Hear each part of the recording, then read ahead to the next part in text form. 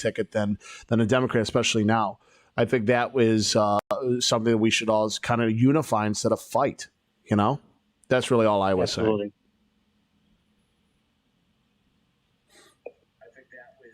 All right, ladies and gentlemen, we are live.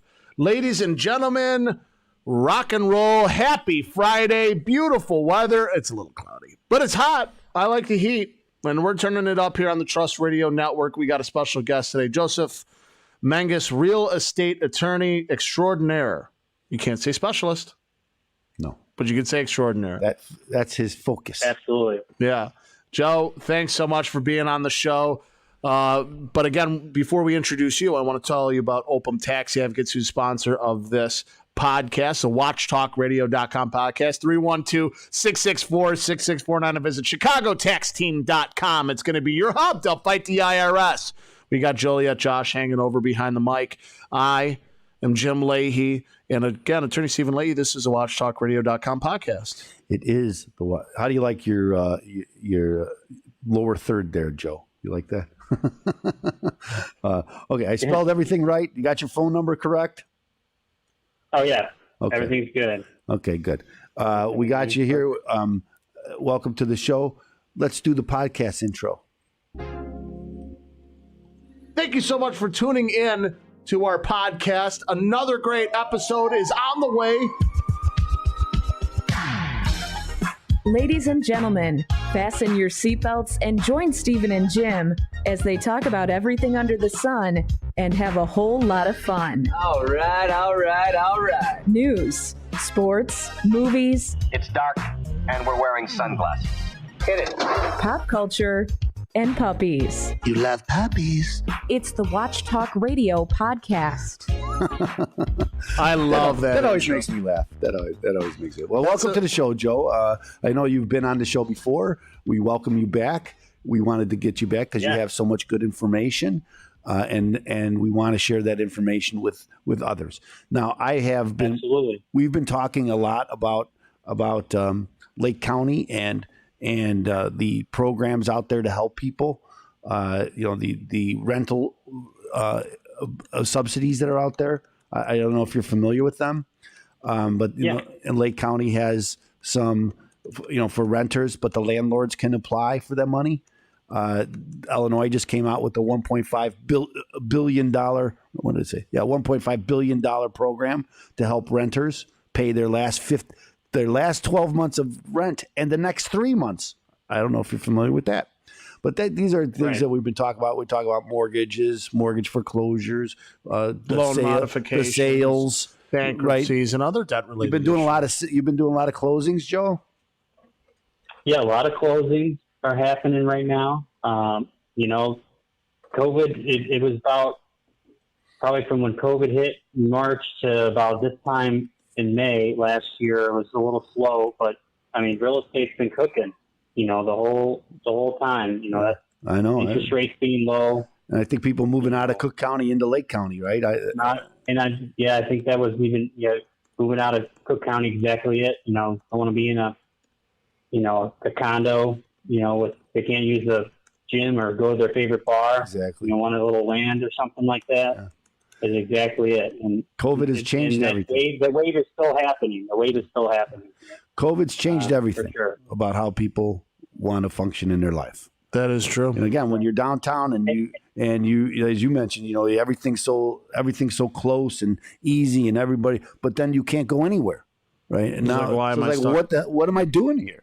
Well, why am I stuck in my little apartment when I can have some land and live my life? That's my own take on it. And I think it's last year too with the the unrest in the city kind of thing where boarding up Michigan Avenue. Yep. I think people rethought that, and I think it's a lot of people. I'm in my lower 30s, and a lot of people my age are the party's over in the city, kind of thing, and that's what I'm seeing, and I think that's what people are doing, and then you get my people my parents' age are going to Florida or going south. I see that. Leaving the state kind of thing.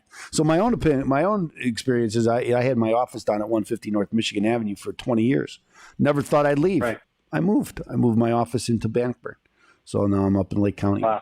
So it's been I moved it February 1st. So I'm still, was this my third month? You know, if I count right, maybe it's my fourth. I don't know.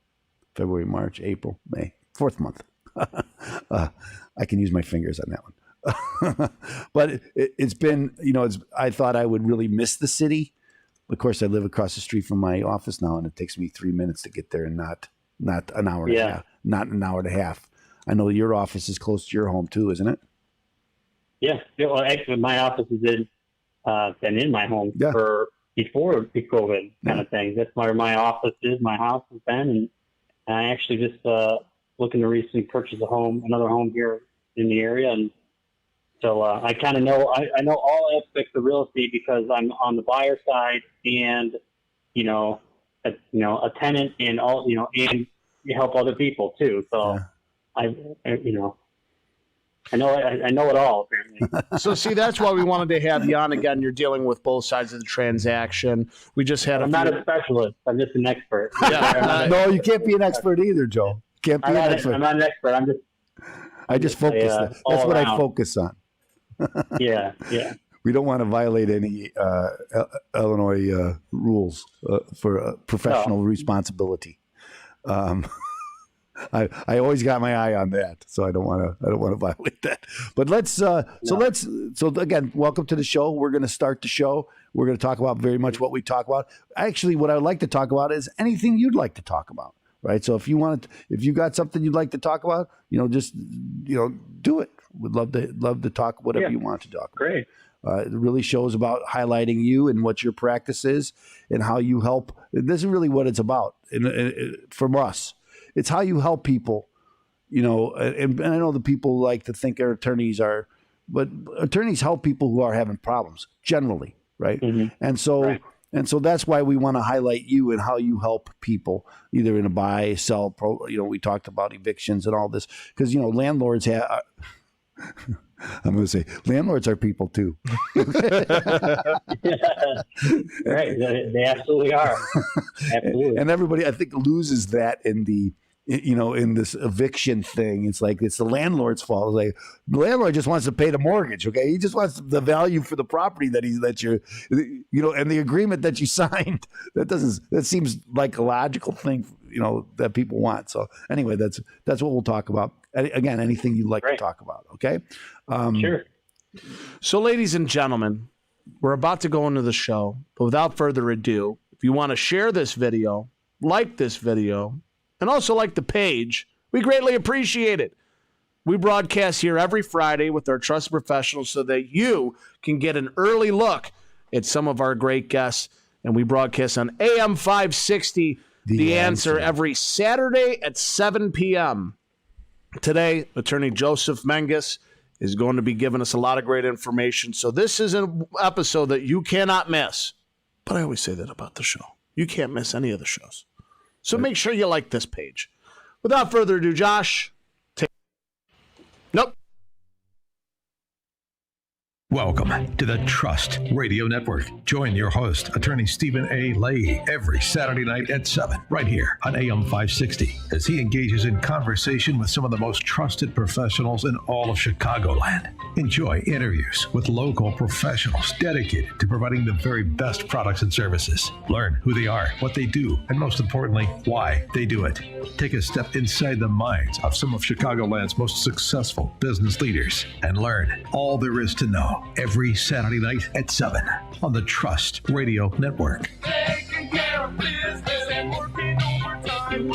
Now, here's your host, Attorney Stephen A. Leahy. Tonight on the Trust Radio Network, Attorney Stephen A. Leahy, PC, with Open Tax Advocates, is your sponsor.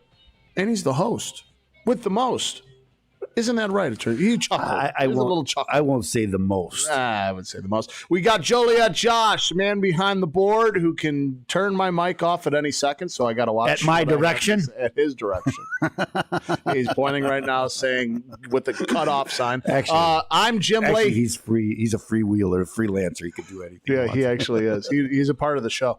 And I'm Jim Leahy. This is the Trust Radio Network. Well, thanks so much for the introduction, Jim. You're I welcome. Appreciate now, as Jim mentioned, this is the Trust Radio Network that's hosted by sponsored by the Open Tax Advocates and the Law Office of Stephen A. Leahy, PC. At Open Tax Advocates, we help business professionals solve IRS problems. We help them with audits and levies, liens and garnishments, collections, unfiled tax returns, and payroll tax issues. But we also help people with mortgage foreclosures, loan modifications, bankruptcy, and other debt-related issues. So if you have any of these problems, or if you know someone who does, you should give us a call at 312-664-6649. Again, that number is 312-664-6649. You can visit us on the web at chicagotaxteam.com. This is the Trust Radio Network, where we introduce you to trusted professionals, people you can trust when you're making important decisions. And, to me, as an attorney, there's really no more important decision that you're going to make about who you're going to hire as an attorney to help you. No matter what, we have personal injury attorneys, like Dave Schwanner last week, criminal defense attorneys, like our good friend Milan Filipovich. Yeah. Also, too, Nishay Sanem. Nishay for federal criminal law, and on and on. We have many lawyers. Karen Conti.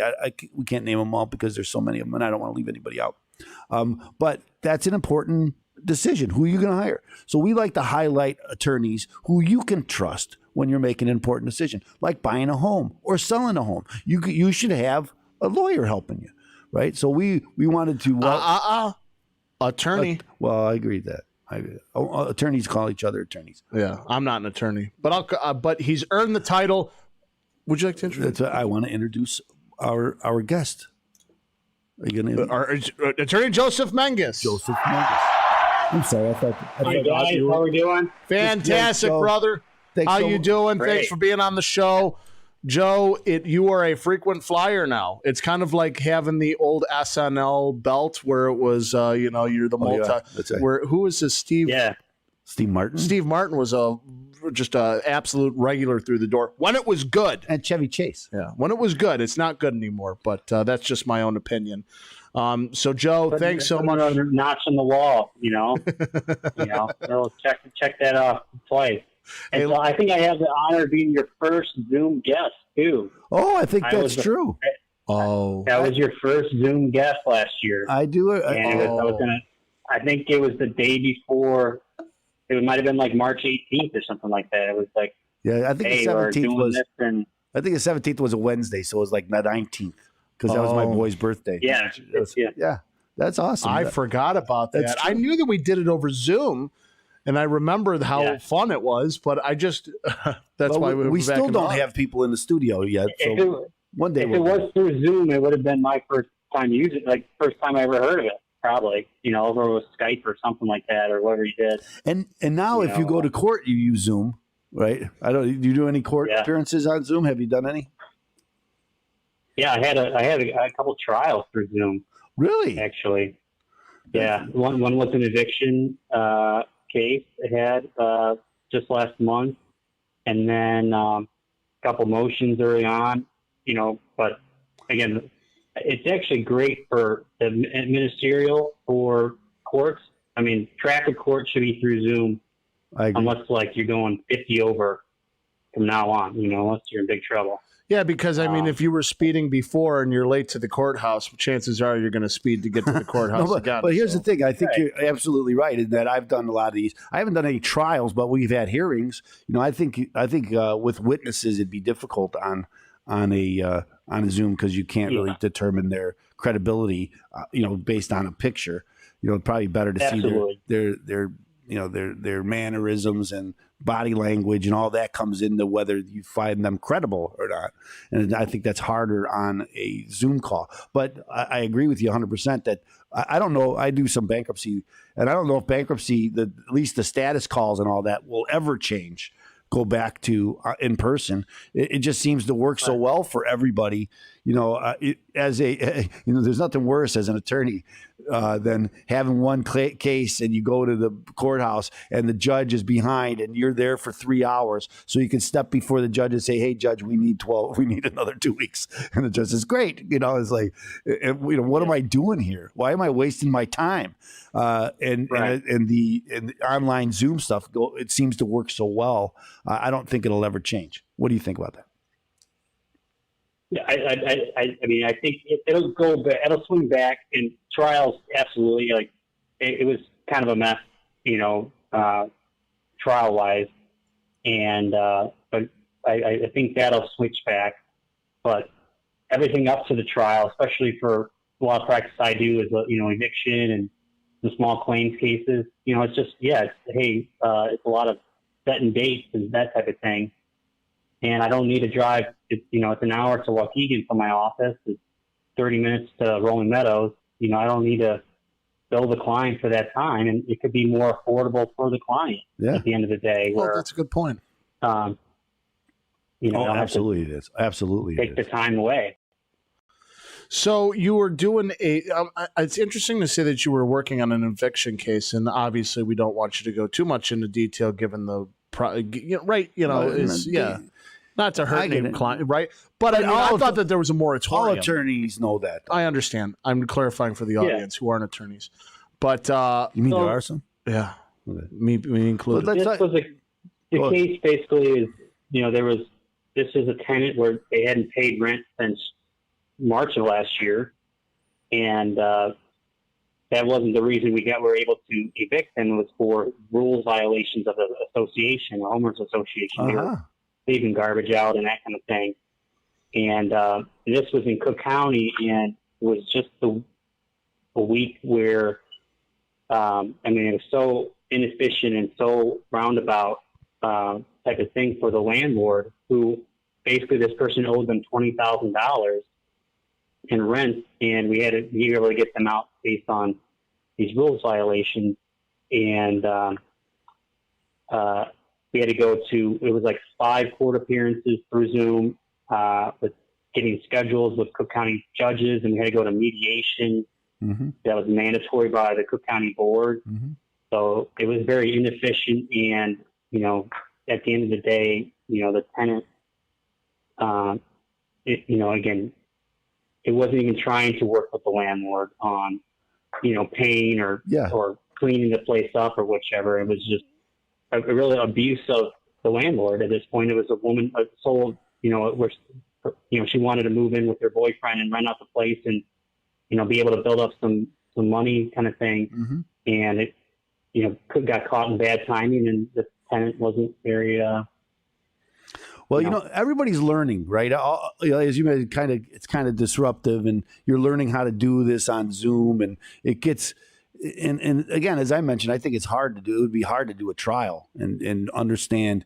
Evictions are I do some foreclosure work, and it's kind of like that in the foreclosure industry. When you go to court, it's very difficult as a defendant. I've heard so many judges tell me the same story, that the only real defense to a foreclosure is, did you make the payments? Right? It's kind of the same thing with an eviction. The only real defense to an eviction is, hey, I made the payments. Right?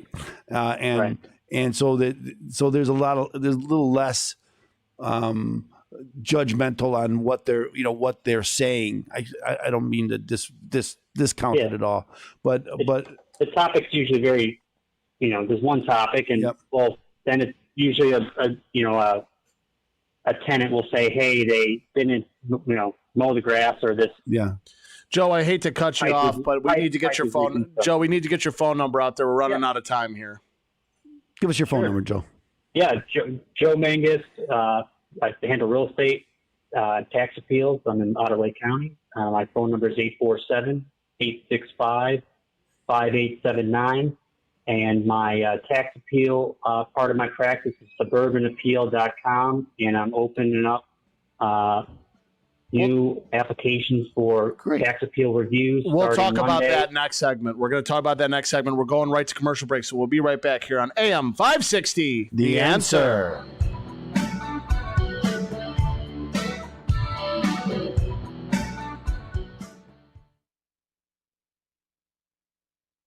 That was my fault, Joe. Sorry to cut you off. No, because I lost track of the. So here's again, Joe. You're a real estate attorney. We were talking a little bit through email about I think that I wanted to kind of touch base, especially this next segment is what you were talking about. We'll lead into what you were talking about property tax appeals. But from there also, too, given this hot market, maybe some experiences and challenges that you've seen in this housing market, and also, too, maybe some tips from the legal side. We've had we've had realtors give tips, right? Because they're dealing with the negotiation side and really the face of the franchise. But the attorneys are really the ones who are getting it done. They're the linemen, right? The realtors are the quarterbacks. The attorneys are the linemen. They're keeping the deal together. Well, So I kind of wanted to go through some strategies, both, and I wanted to just go down with buyers. Let's just do that. Let's just talk right now because I don't know if we're going to have enough time. If we do, then we can get into the seller side too. Maybe some seller challenges that you've seen in this market. And we'll begin with tax appeals. Yes. So it'll go tax appeals. Because everybody in Lake County just got their bill. And then I'll lead it into the question of the challenges in this buyer's market. Absolutely. Awesome. So ladies and gentlemen, if you like this video, share it. Tell your friends, tell your family. Like the page too. Every Friday we record with our trusted professionals. And today's trust professional, Joseph Menges, real estate attorney extraordinaire. I'm using it. I don't care. I like that introduction. Extraordinaire. I don't think that's a violation of the extraordinaire. Is it, Joe? No, I don't think so. Yeah. I don't think so. Because you're not saying you're an expert or a specialist. I'm extraordinary. And all attorneys are extraordinary. Just ask them. They'll tell you that. So, Joe, we're going to rock and roll into this next segment. Please, again, when we reintroduce you, we're going to talk about the property tax appeal. Again, ladies and gentlemen, like the video. Without further ado, here's the next segment.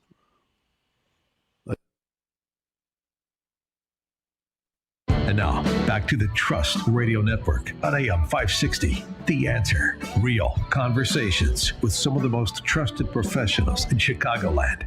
Once again, here's attorney Stephen A. Leahy. Welcome back to the program. This is the Trust Radio Network. As the gentleman just said, I am your host. As he just said, I'm attorney Stephen A. Leahy. We're here with Joliet Josh, our technical producer. My co-host is Jim Leahy. Welcome to the show, Jim. Thanks. No. Listen, ladies and gentlemen, we record this show in front of a live studio audience. Actually, it's not a live studio audience, but we do a Facebook live stream every Friday. So if you're sitting here on a Saturday evening and you missed that great first segment, you can go over to our Facebook page and watch this recording, especially with our guest today, who's attorney Joseph Menges.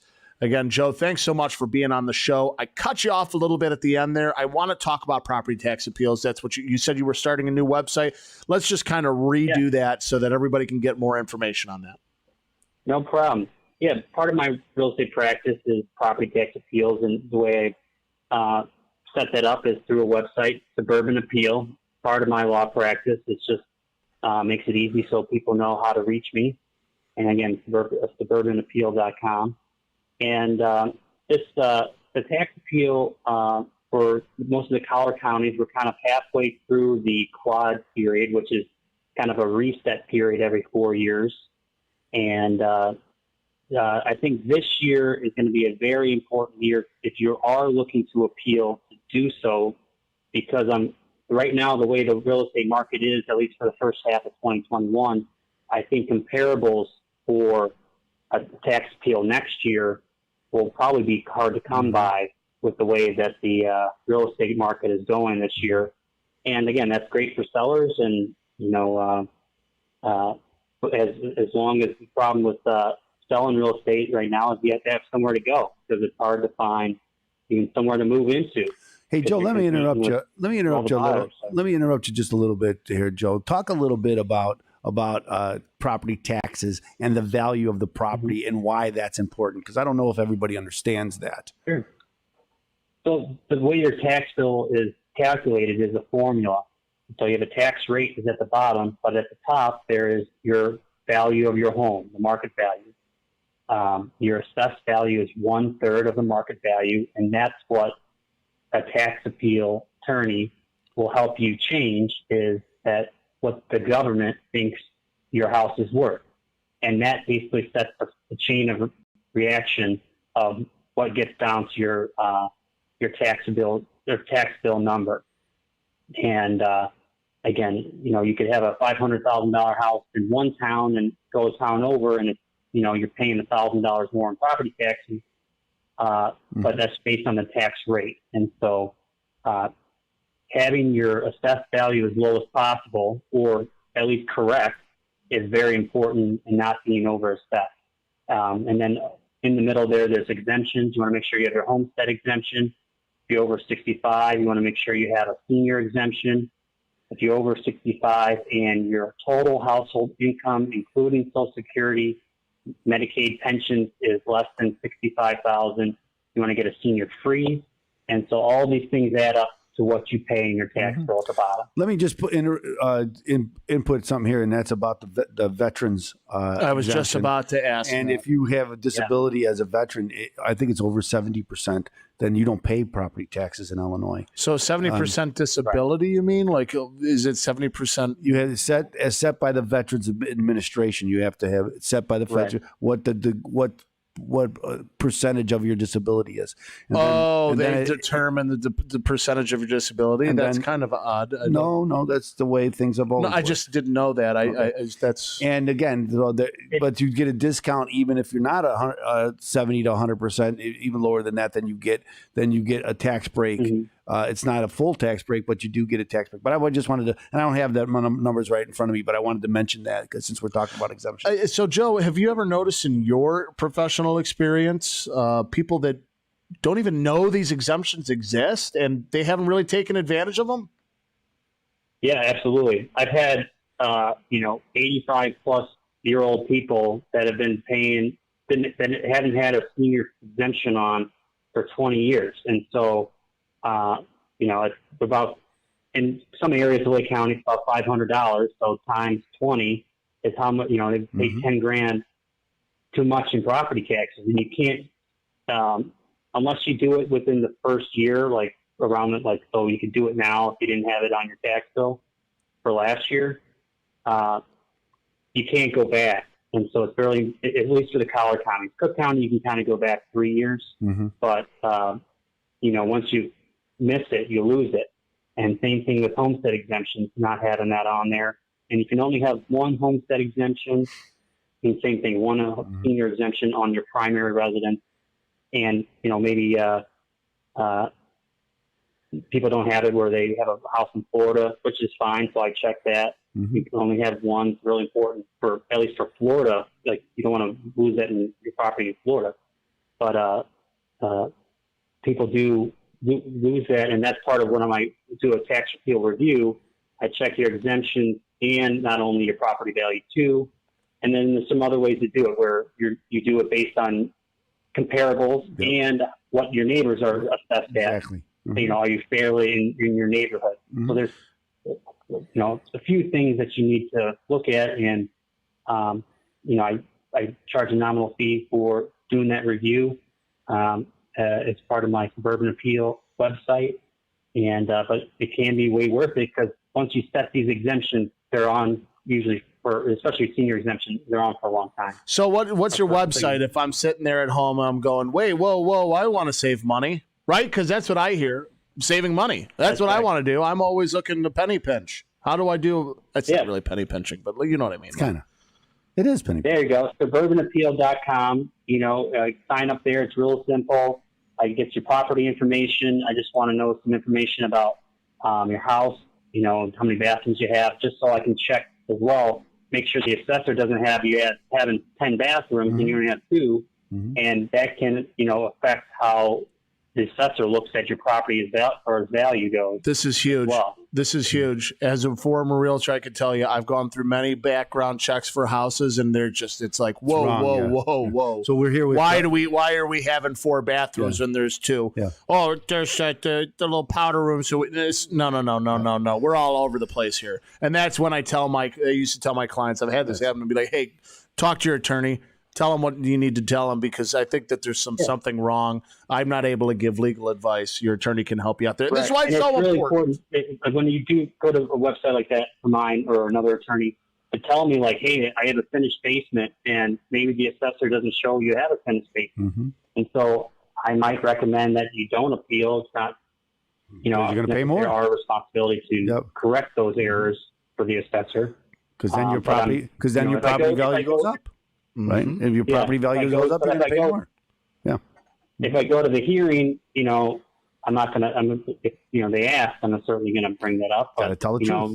That's a decision between the attorney and the client that we say, hey, should we be doing this type of thing? And people maybe just do it on their own, and they say, oh, now, they want to look at, come in the house and look at the basement. Mm-hmm. And, you got your gold toilets down there, and, they add a couple grand to your bill. All I know is that Josh right now, when you said gold toilets, is starting to shake his head doing a yes. Like, I know. I want it too. There it is. But we all wish we could have the golden toilet seat. One day we will. But crypto is ruining it for me, so I thought I was going to have it through there. I just had to make that little shot out there. It's been wild. But listen, Joe, again, I wanted to get in, and I think it's still important later on in the show. We'll talk about, because again, you're a real estate attorney. I know that you've helped, especially how crazy this market's been, but we're running out of time. We'll talk a little bit later about some strategies or challenges that you've seen in this buyer's market, maybe some strategies some buyers can impose or use on. I'm not good at the English language. It's very tenuous at best. But again, that's a large word in itself. But again, we'll go over that later on. But again, Joe, let's get your website. I think that's so important. Again, people are listening going, I want to save money. All I hear is dollar signs. Let's get your phone number and your website, but website first. Yeah, suburbanappeal.com is my website for my tax appeal, and mengesattorney.com is my website for just other information about my practice. My direct phone number is 847-865-5879. And more information about how to contact me on both those websites. That's right, mengesattorney.com. Signups, I'm opening up for signups for 2021 tax appeals. And I got to cut you off right there, because I got to tell you about Open Tax Advocates. 312-664-6649, or visit chicagotaxteam.com. Ladies and gentlemen, I know I got to go to commercial break. I hate it too, but our sponsors are there. So listen to them and come right back here on AM 560. The answer.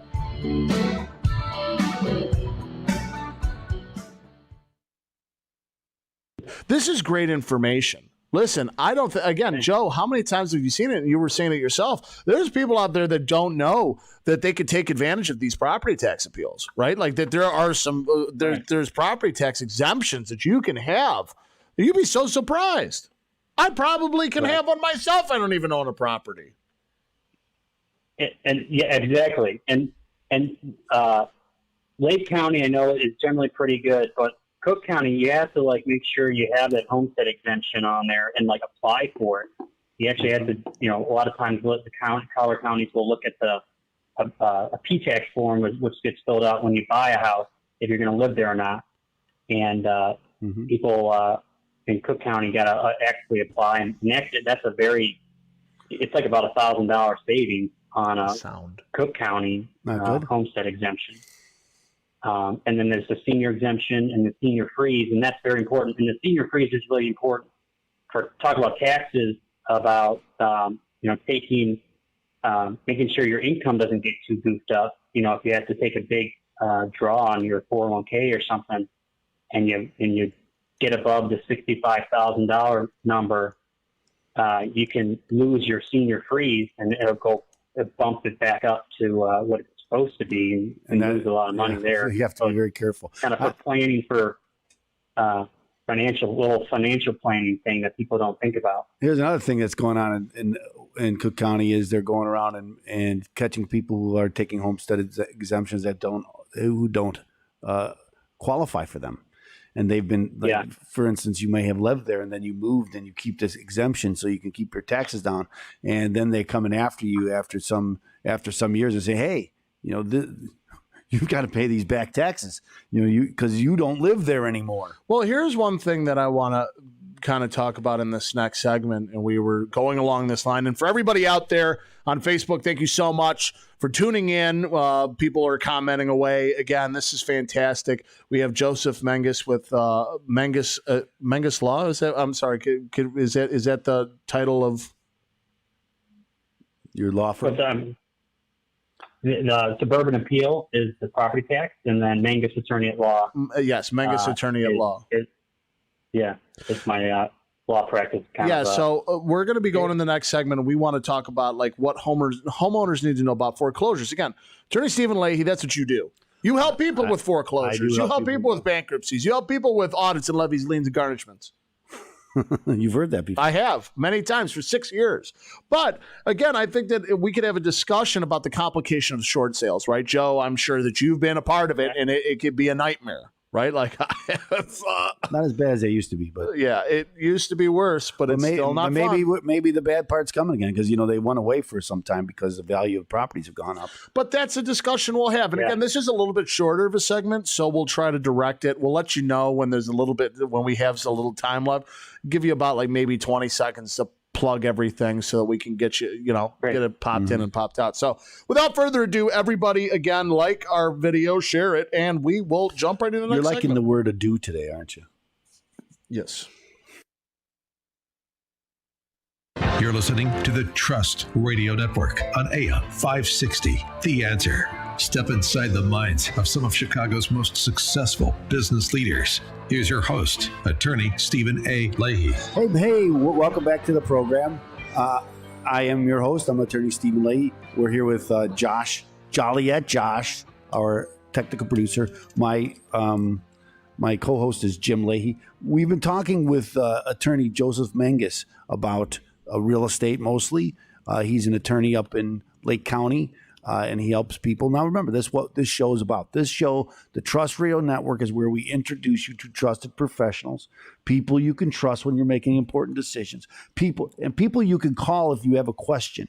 Okay, so I'm sure that's what makes people a trusted professional. And I'm sure Joe, welcome back to the program. That's right, Joe. Welcome back again. We wanted to talk about foreclosures. You're a real estate attorney, Attorney Stephen Leahy. Well, let's talk about short sales instead of foreclosures because. Okay, I apologize. Well, they kind of go hand in hand. They kind of go hand in hand. But two in the bush, one in the hand. Is that how it is? Two in the bush is worth one in the hand. Is worth two in the bush. Yes, whatever he said. Let's one talk in the about hand that. is worth two in the bush.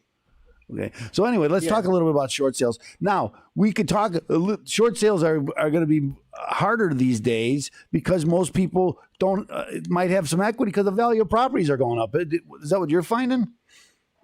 Well, yeah. I mean, that's great for those people because a short sale hurts their credit. It really is. The process is to avoid a foreclosure at the end of the day, and values are up. And again, it's you're on the bubble or you're looking to sell.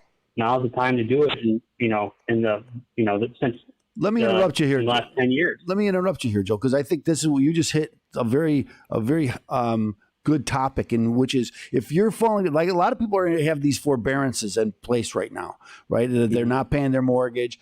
They're hoping that by the time the forbearances are gone, that the mortgage company may work with them to come up with a loan modification. Now, loan modifications are going to be based on about 30% of what your gross income is. If your gross income has taken such a hit that your 30% won't pay my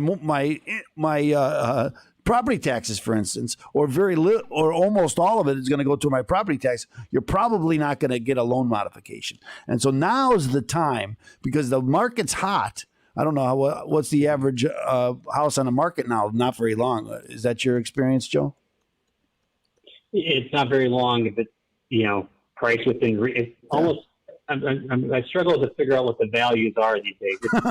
As long as it's within reason, is basically what something's worth. They're selling, and so this stuff. Yeah. But the same thing, you got to have somewhere to go. Yeah, that's part of the problem of why the market hasn't opened up. Is it's harder for people to. They need a seller needs to buy or That's right. whatever. But again, what we're talking about is that, if I'm having problems and I'm going to have problems financially later, probably not the time to buy anyway. You want to sell at the top of the market, maybe rent a place for a year or 2 years, wait for the market to come back down to earth, which might or may not happen, but we hope that they will. Or if you're thinking about moving out of the state down the road, or if maybe now is the time to sell your home, get the money out of it, and avoid these foreclosures in the future and the bad things that might happen with that. As you mentioned, the short sales can hurt your credit. They do hurt your credit because you're behind in your mortgage, and that's that already hurts your credit. A lot of times you can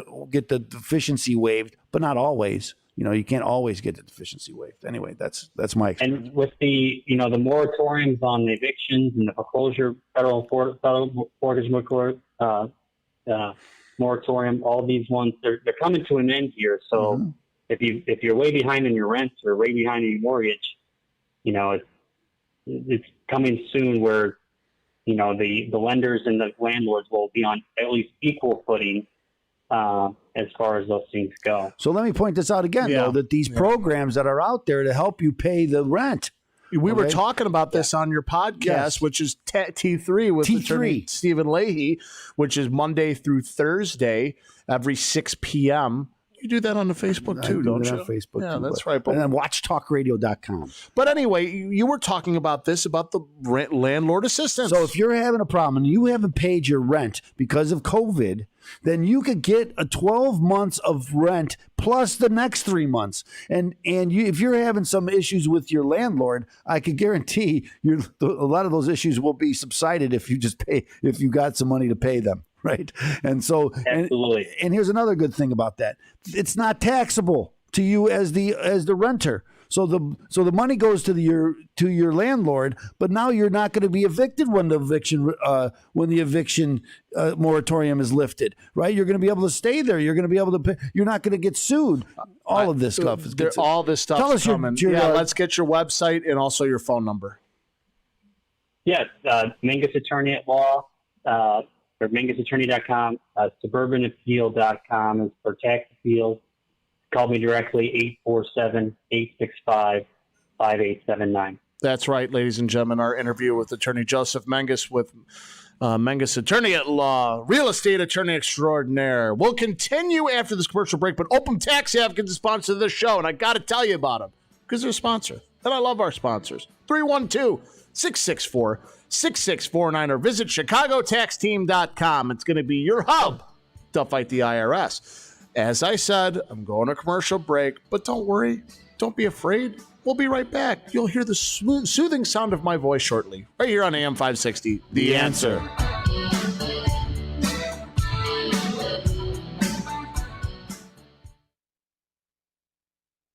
Did that make you chuckle? It made me chuckle. Again, this is great information. Every homeowner should know about this, right? And especially, too, the prospect. Can I interrupt you for a second, Jim? Sure. What's going on with the sound? It sounds good from here. I'm not sure. There might be some issues or it could be user error. Again, I'm not sure how it is on that end. But remember, this show airs tomorrow night at 7 p.m. on AM 560, The Answer. In fact, the show always airs every Saturday at 7 p.m. on AM 560, The Answer. So please catch us over there if there's any complications with Where this should stream. they catch us? AM 560, The Answer. I just wanted to say I know, that. I want to do it 3 times. But also, too, we're on Spotify. I did post a Spotify link in the comments section on this video, which is linked to the Trust Radio Network. You can go over there, click on that video. We should be uploaded around Tuesday or Wednesday, right? That's usually what we do. But catch us tomorrow night at 7 p.m. on AM 560, The Answer. I like to say that again. Let's just jump right into the next segment. Got a 7 minutes. This is our frequently asked questions segment. But I think I want to go into just like talk about the complications that you've had with buyers, especially in this market. Maybe some strategies, legal strategies. Okay, maybe not legal. You can't give legal advice, can you, on the radio? No. But you can also give strategies. There's some things that might work for people in a broad sense. Again, ladies and gentlemen, Stay tuned. Stay tuned. You did that like a professional, Jim. I am. Now, back to the Trust Radio Network on AM 560. Hear from Chicago's business leaders. Learn who they are, what they do, and why they do it. Once again, here's attorney Stephen A. Leahy. Hey, welcome back to the program. This is the Trust Radio Network here on AM 560. The Answer. With Joliet Josh, our technical producer. My co-host is Jim Leahy. Today we've been talking with attorney Joseph Menges from Lake County. He's up in Lake County, and he helps people with real estate matters. I love real estate. Well, I do too, and I help people with that also, some of it, but Joe.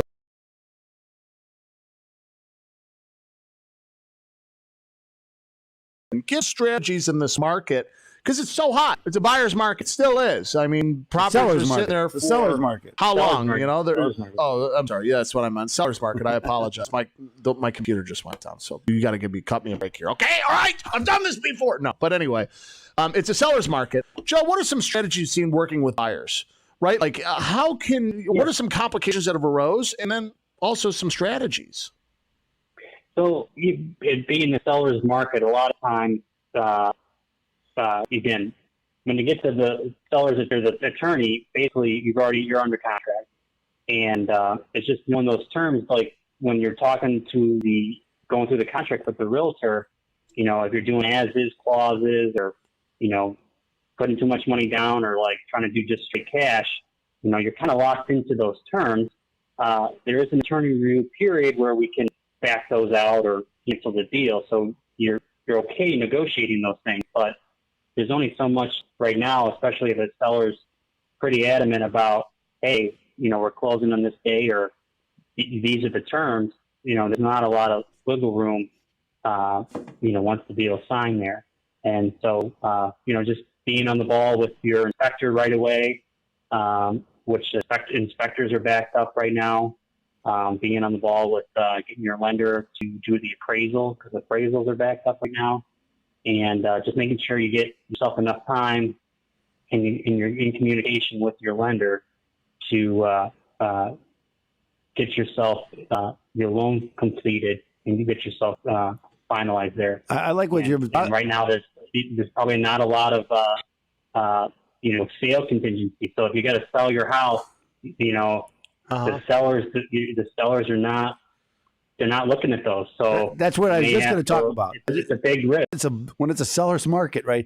They're not trying to help you buy the home. They're not. Oh, you need help. You need time to sell your home. Oh, we'll give you time to sell your home. Oh, you want a contingent for the mortgage? Oh, not. That's usually the way it works. But when it's like the way it is now, there's none of that. People are coming in without any contingencies because contingencies can make it a possible not sale. That's right. Right. So if you eliminate all the contingencies, then as a seller, I'm eliminating a lot of the things that can go wrong on this particular sale, and I'm trying to move it along, right? And I just think it's amazing. So again, that's like, you know, just within my own experience as being a realtor, I've had that happen before too, where it complicates a deal. You're selling a property, you got the owners coming out trying to buy another property. When you start having contingencies, or you go through the inspection period and you extend the attorney review, and all of a sudden everybody's trying to negotiate nickels and dimes and manhole covers.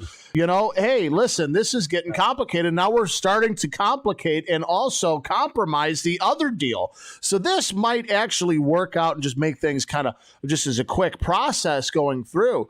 But does that always mean that that's good for the consumer, the buyer? Well, again, right now it's a supply demand problem is where we're at. If there was, you know, the normal amount of people out there where, hey, you know, there's not 10 people knocking at the door of these sellers is kind of the issue. And the buyers it got a little manic here. It's gotten a little manic where it's gotten a little hot. And I think it's because interest rates and the supply problem. And I guess one more thing I would have to say for buyers too is if you bid up a price and you have a sales price, you got to be careful that the property will appraise for that price. I haven't had any experience right now of appraisals not coming in, but the seller might say, before you could maybe get the seller to go down.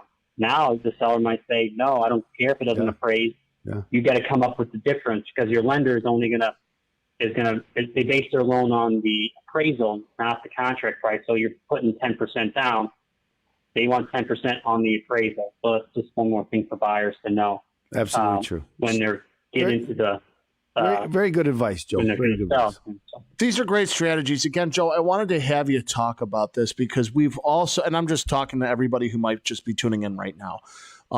We've had realtors on the show, right? And they're talking about, and really the realtors are, as the way I described it during the commercial break, realtors are the quarterbacks of the deal, right? They're the pretty boys, the pretty girls that are coming through, prima donnas. I was one of them. I still am. But no, the attorneys are the linemen. You guys are keeping everything together. You're protecting the quarterback. You're protecting what's going on. You're the heart of the deal. And God bless you guys. I got to tell you, if I need a top-notch attorney, what phone number do I call or what website do I go to if I'm looking to appeal my property taxes? Yeah, absolutely. Joe Menges, Menges Attorney at Law, 847-865-5879. For tax appeals, go to suburbanappeal.com, and appeals are opening. Appeal season is opening starting now. So. That's right. Take advantage, ladies and gentlemen. Remember, Open Tax Advocates is there for you, too. 312-664-6649. They're not there for property tax appeals, but we have people for them. They could be. You know what's great? Is I can call Open Tax for any of our trusted professionals, and I know you're going to get in touch with each one of them because they're on the show for a reason. We trust them. I know that I can trust Joseph Menges, and we're going to wrap this show up with them right after the commercial break here on AM 560. The Answer.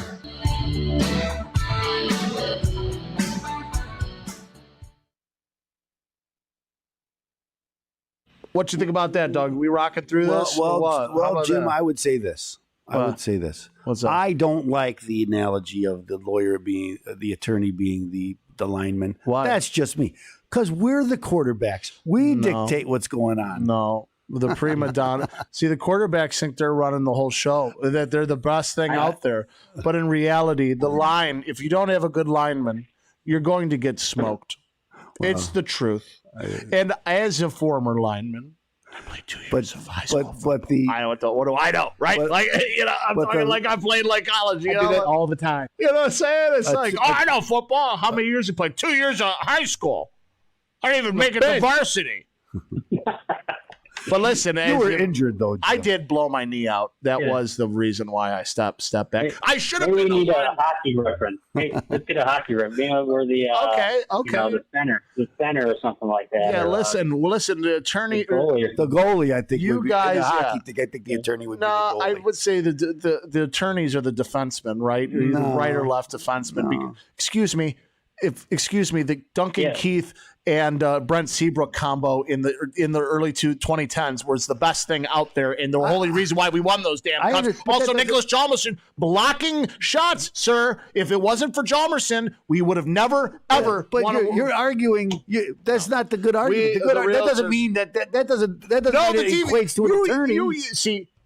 Attorneys are Joe, I do change around. You guys are the prima donnas. Look at how you react. A good real estate attorney, it's like he's a defenseman, but like Bobby Hall, where he takes it end to end. So let me ask you this, Joe. As an attorney, when you're in a deal, do you take your what would a quarterback do?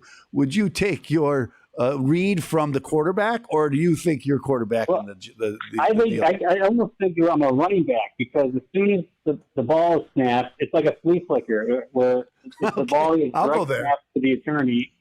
It direct snaps to the attorney, and then the attorney is driving the bus from there, kind of thing. And the realtor is, kind of along for the ride. Doing blocking moves with getting the inspection set up and doing the walkthrough and that kind of thing. Here's why I wanted to say the blocking quarterback. Not just giving you the realtors are quarterbacks because they're prima donnas, right? You guys are keeping the deal together. Without a good line, you can't get a good deal. They're bringing it down. They're ridiculous. Like Jesus Christ. Compliment. Yeah. I mean, listen. You guys are prima donnas. That's it. Y'all are quarterbacks. So much so they had to argue with you. No. Yeah. You're Andy Dalton, and Joe is Tom Brady. There you go. A gold boy there. That's right. But we've had a great conversation with you today, Joe. Josh, please take off his microphone. Touch his mic. Get that microphone out of here. Hi. There he goes. Well, this is the show. I'm here by myself now. We used to have a co-host, but we don't have a co-host anymore. He's gone. Yeah. Quarterback was sacked. This is the final segment. It's a very short segment, Joe. So I want you to make sure you get your number and your websites out and the people you want to help and the people that your target, who you're looking for. Yeah, so we're going to reintroduce you in just like a couple minutes, just kind of talk about recapping who you are, what you do, where you want people to go. And we'll wrap up. And then when I come back, so I'm going to go to you. When I come back on, then be aware that we're coming to the end, okay? When we come back on like this, the screen that we have on now, right? And then also, too, I'm going to see how you're watching the screen. If I blink 3 times, can you make sure it's not quite the same. In succession, within 5 seconds. Watch. SOS. Yeah, we all know that's what they did in Vietnam. Yes, they are treating me really well at the IRS Radio Hour. That was actually that was Senator genius. John McCain, wasn't it? No. I wanted to take credit. He was there, for that. but he didn't do the SOS thing. No.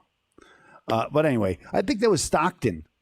Might not have been Stockton, but Admiral Stockton became. Wasn't he at Tokyo? Weren't they at the? Yes, the Hilton, Hanoi Hilton. Hanoi Hilton. And he also ran for vice president.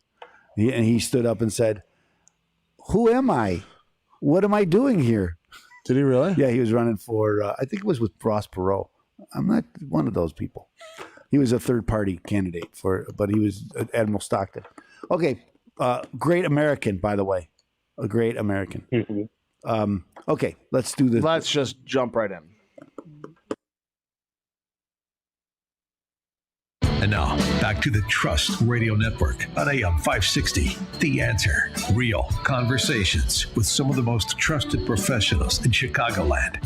Once again, here's attorney Stephen A. Leahy. We have returned. You have. This is the Trust Radio Network here on AM 560. The Answer. Here with our Joliet Josh.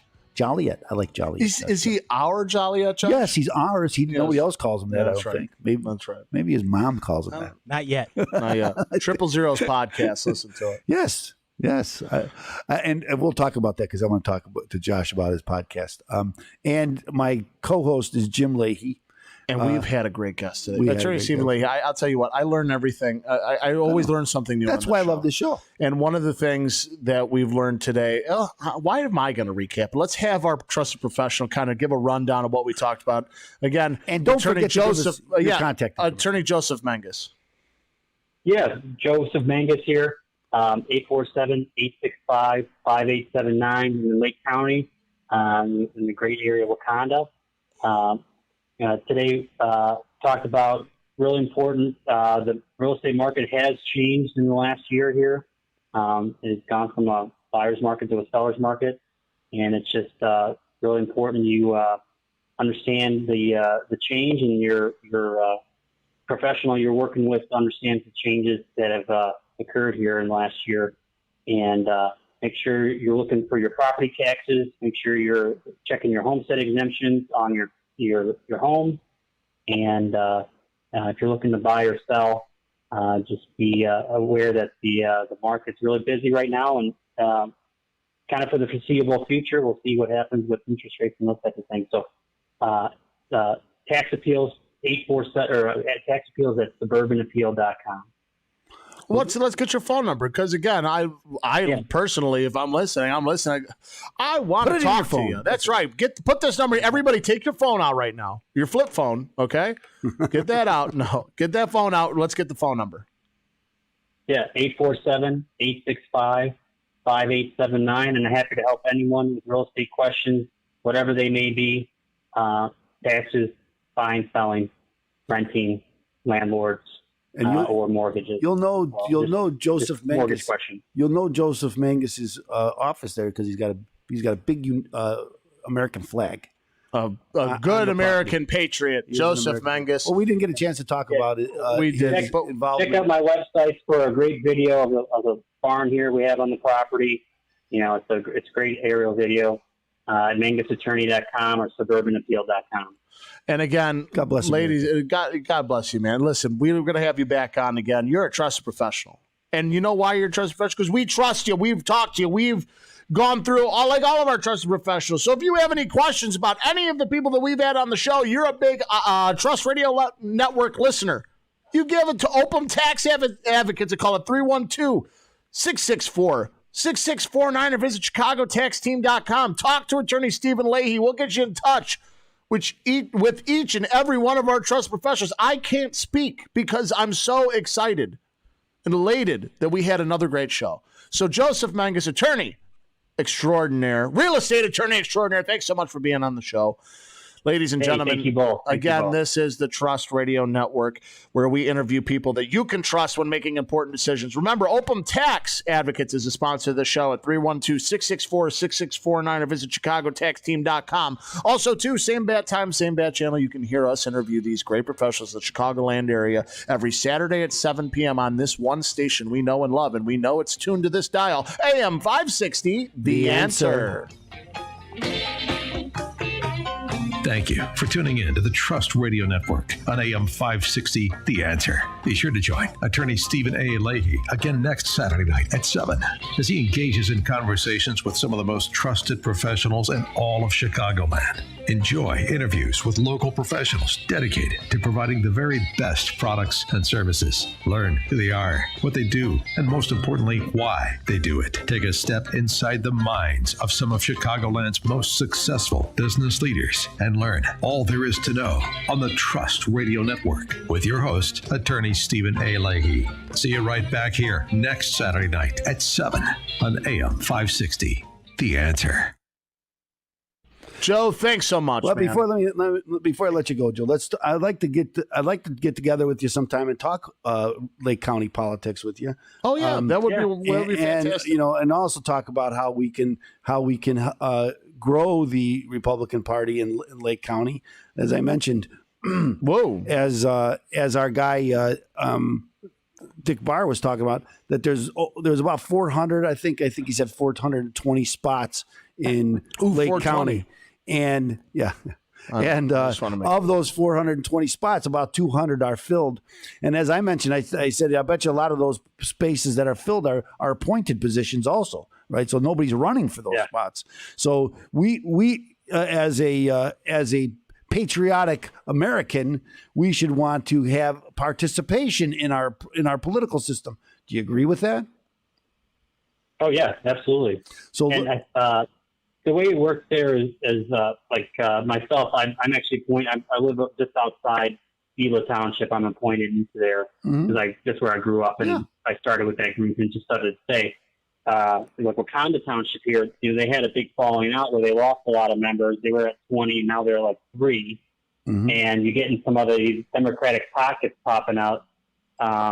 Where you get kind of towards the shore there and in Waukegan, and there's just, I don't know, probably fewer Republicans there, less organized and kind of thing. Well, but I think this is what we were talking about. Mark Shaw's done the best could possibly do with the chairmanship there, and now it's kind of a rearranging thing. But it's not only up to the leadership.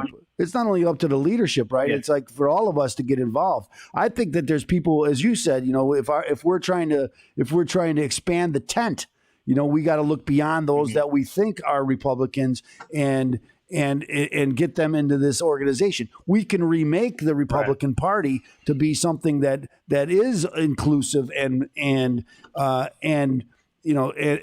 force to be dealt with, and because we have common goals. Yes, and we have common. That's all I've been advocating, right? And maybe. Yeah. Again, that's common principles, right? Joe, we need to get together and talk about this. This is, and I'm all for. Again, I'm all for. And I don't like to. As you mentioned the rhinos, and I get that. I think that, I don't also like when you start talking about extremists. The other side too is also labeled, and so we need to stop the labels and get together and come on some common principles that I think we all do share. And agreed. And I think again, we could expand this party, and we don't have to be the exclusive of one side or the other. My own opinion. And again, being in Illinois politics in general, again, it's a blue state. It is where we just gotta again with the redistricting coming up. Yep.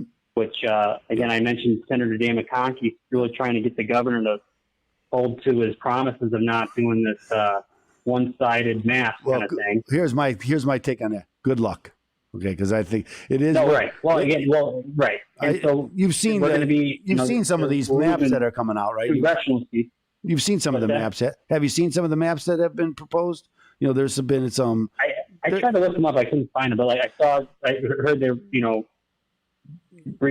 probably losing 2 or 3 Republican seats in Congress, maybe. And I've seen that. We got to get Jake on here because Jake was talking about these, and he sees what they're doing is they're watering down a lot of the Democratic congressional districts, because if instead of being plus 15 Democrat, they'll go down to plus like the 10th, right? So instead of trying to make it very Democratic, try to make it less Democratic so they can have more Democrats, right? But that also opens up opens up that district to a strong candidate, right? If it's not not as strong blue, then you have a better chance of. So in the end, it may be good for Republicans. Now, again, when I was growing up, I could tell you that Illinois was a red state, right? So it's not impossible to change it. It's changed. It's changed before. It can change again. I think with what's going on in this country, that we can find common ground with most groups out there. Unless you're a communist, so then we ain't gonna get. We're not gonna have much. It is this next election cycle, with that being a new map and the governor's up for election. That'll be some coattails, either positive or negative for him. Yep. Type of thing. And so, depending on the Republican candidate for the governorship. But would you be open to some sort of? I'd like to do maybe a forum for Lake County. Would you be open to that, something like that, so we could talk about Lake County politics? Okay, good. Love to do it. Okay, I'll keep you. I'm going to do this fairly quickly. In the next week or two, we're going to do something like that. Okay. Yeah, it'll be a good time. And Joe, again, thanks for coming on the show. Yeah, thanks for talking about what you do.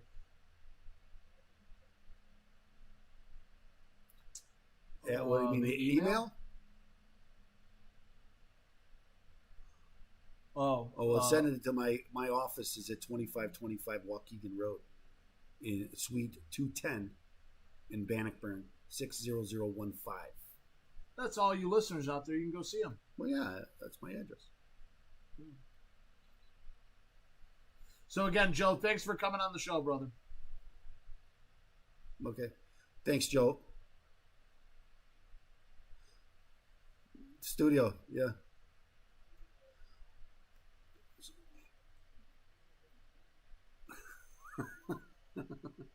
I know. I don't know what we. I don't even remember. But I can tell you this. We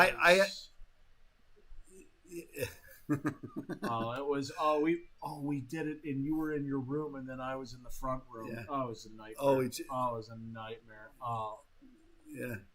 Oh, you were next. You're next door to your mom's house. Yeah. Oh my God. Yeah, because I was supposed to come over. Oh, just so you know, though, I have a studio in my office now in Bannockburn. So we could do something in person there, and that'd be great. But it's a good time. I look forward to that. I look forward to talking about Lake County and helping change the direction of Lake County. Happy to do that. So thanks again for your time, and we look forward to talking to you again soon. Okay. Have a good one, man. Thanks for coming on. Now that was fun. That was a good time, and I will tell you, my heart hurts now. Bitcoin it's done. We're done. It's. You have no idea the way things work. Nope.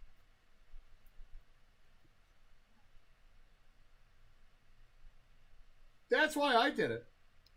Well, of course. That's why here's the basic to. Okay. Hold on. Stop. No. I'm gonna wait. Let's transfer this over, and then we'll do it.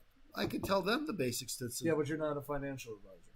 I am trying. I'm just. It's not advice. It's economics 101. It's investment 101. Everybody knows this. It's not advice. Well, obviously not. When everybody's doing something, you don't do that. Okay, because everybody's wrong all the time. 95% of the people are wrong. Okay, and that's just a fact. And you can't. And it's. And you go back to the history and show when everybody's on the same bandwagon, it's the wrong bandwagon. Okay, don't do that. That's not again, that's not some sort of advice. That's just the facts. Look at history. When everybody was on the .com and everybody's buying every .com in the world, there's only one place it could go. Okay, it's only got to go down. Now, I think Bitcoin is a little bit different in that some of these .com companies never survived, but I think Bitcoin will survive this. And if it does survive this, and it will, then what's going to happen? It's not going to stay where it is. It's just the way. What is the video? What is the movie where the guy is sitting on the nuclear bomb as it's dropping, and he's like a cowboy? It's an old 1950s movie. Nobody. Not familiar. Watch, I'll find it, and then I'll be like, "Oh, I do that." Not familiar. Not familiar. Not something that I know of. Well, anyway, ladies and gentlemen, again, thanks for tuning in. We're going to transfer over to our other page. Make sure you go there. It's the IRS Radio Hour. We're done here. Joseph Menges, attorney extraordinaire, real estate attorney extraordinaire. Thanks so much for being a guest on our show. And thanks so much for tuning in. Remember, catch us every Saturday at 7 p.m. on AM 560. The answer. Okay, let me see this. I had it all wrong. Okay, I'm going to change it.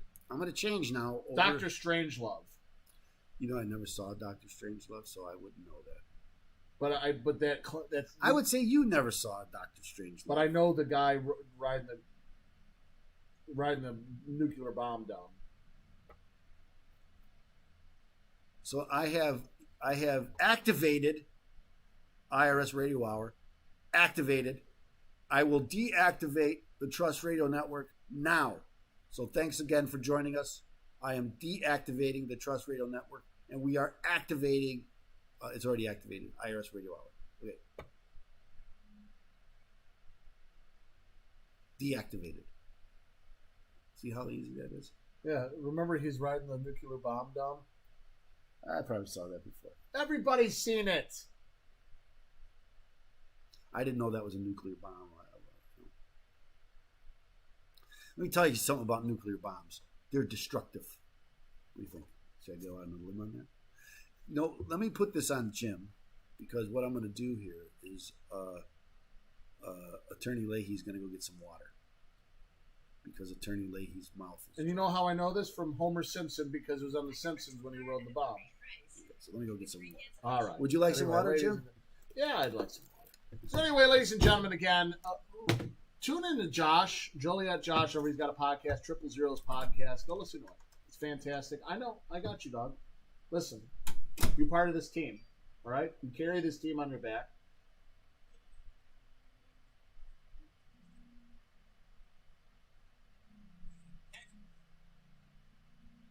I hope it does. That means people are listening. Yeah, that means people are listening. That'd be like, well, that's awesome. Just remember me when you go big. Just make a shout out. Oh yeah. Oh yeah.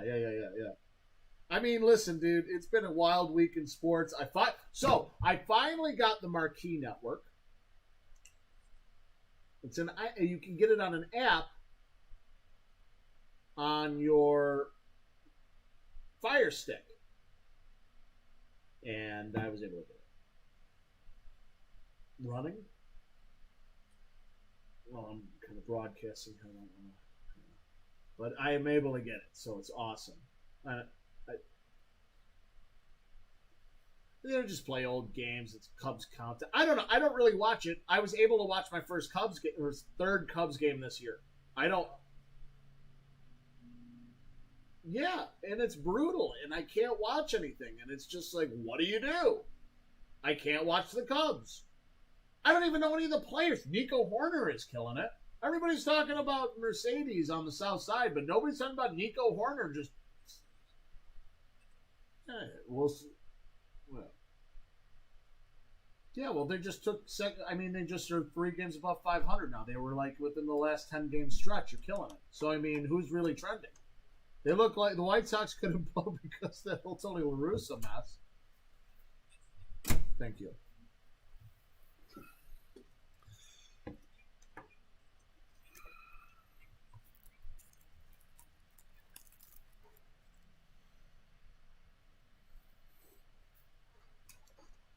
Not anymore. I don't know. We'll see. I mean, Tony La Russa's won how many World Series? No, I know. But I mean, that's what you want to bring in there. Somebody who's. That's why the whole David Ross thing. Yeah, he won a World Series as a player, but so did the majority of that team. So it's like, well, what's the transition? Seems like they're still sticking with the same guys. It's a terrible transition, if you ask me. Like, I do like the guy with the mustache. Here's the thing about Tony La Russa. He's old school, right? So that's what this whole hubbub is about: old school ethics, baseball ethics, and new school, right? The old school was, hey, you don't hit the guy when he's down. You don't do that, and you make the guy look. But the new thing is, he's hey, not wrong. No, I agree with that. But the new way is, hey, You're a professional. I'm about me. Player. I'm gonna play. Why should I have to? It's not even that too. It's like, you're a professional baseball player. It's like, kind of suck it up, like. Yeah. Well, because you're down 11-0. Well, the Cubs did that's that. That's the way it works. The Cubs did that. I mean, you're not going to beat up on them. First off, you can't. It's a you don't put in another. It's you don't put in another. It's Pat static. You don't put in another pitcher because you got to play tomorrow. Because you got to you got to play tomorrow, and so you're already down 11-0. So you're not going to put in another pitcher because then you're not going to be able to win tomorrow. So that doesn't make any sense. So yeah, I agree with you. What you said. Well, hey, then put in, but. I wouldn't be upset about it anyway. But Tony La Russa is old school, right? So that he comes down on his own team for doing that. That was wrong. I agree with that. Yeah. Oh, yeah. It should have been an internal. I agree with that. No, we all agree with that. Yeah. I think that's. Yeah. He says that with a bit of. Really. I've loved baseball since I've been 8 years old, so I don't think it's he was able to eat Cracker Jacks. I'm old now, but I've had season tickets for 30 years since I've been 30 years old.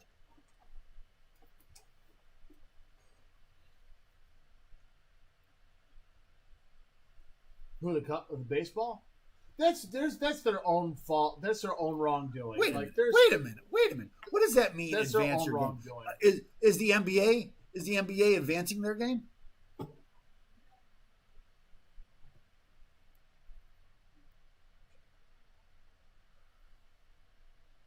Oh, you mean like the rules will? Okay, I get that. I agree with that because remember I've told you that I think baseball is kind of sacred. The rules of baseball kind of sacred. It's like golf, but and it is true that basketball, the 3-point line that it keeps changing, and less. Well, baseball's now changing. That much that they have is too much, in my opinion. Yeah.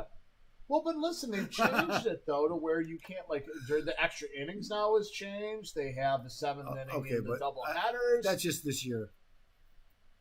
That's stupid. It's just it's dumb.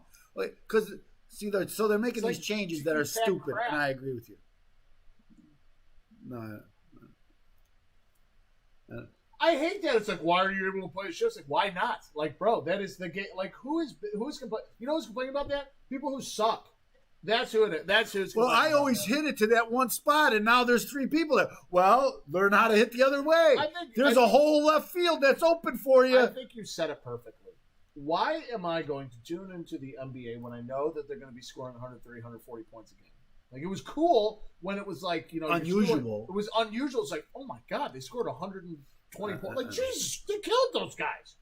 It's not, but nobody plays defense anymore. It's just not fun. And again, I know why they're doing it. And I get it. And the same thing with the NFL. It's all about fantasy. It's like the NFL. It's all about fantasy. It's all about money from fantasy. It's about the NFL too. We're going to protect the quarterbacks. We're not going to let them get hurt. The game's ruined, bro. That's why it's like baseball's got to keep on saying. Talk a little bit. But you know what actually is really funny? You know what actually is really funny is that golf has exploded over COVID, and more people are watching the PGA now than they've ever watched. Can we change the rules for golf? I disagree. Hold on.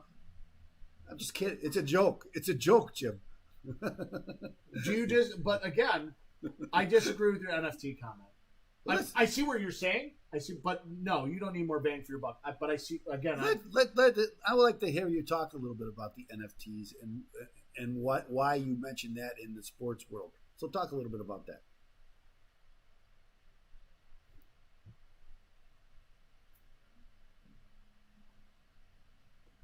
Well, tell us what that is.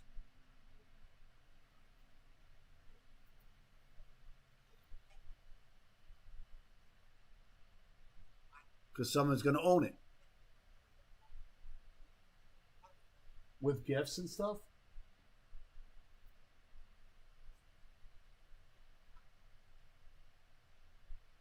Mm-hmm. Mm-hmm. No.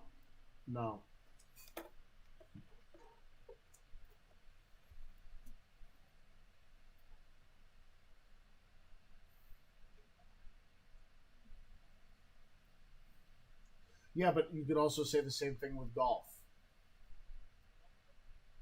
It's not golf NFT though, but the whole point of what we were saying is with the NFT coming in, you're going to want this knockout kind of like always scoring points. I get what you're saying, right? These players are getting behind it, but the popularity in golf is blowing up. I'm just talking about standard. Won't there be just so many that it doesn't really matter? I'm just talking about. Yeah.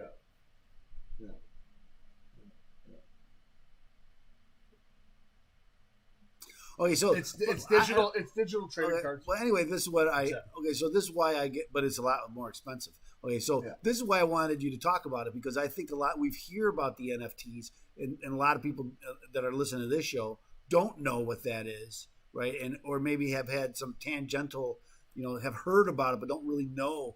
And so you what you're talking about is, and then it connects it to sports. That's something that a lot of people I think haven't really put together, Yeah, and so that's why I wanted you to talk about it again as an IT attorney, because I have a master's degree in information technology law.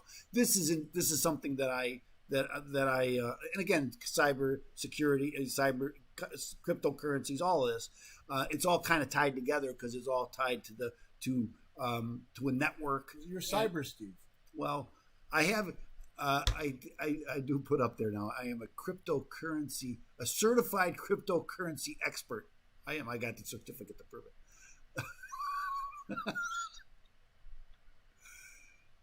Exactly. But again, because it's complicated, but not really complicated. People are like, what is that?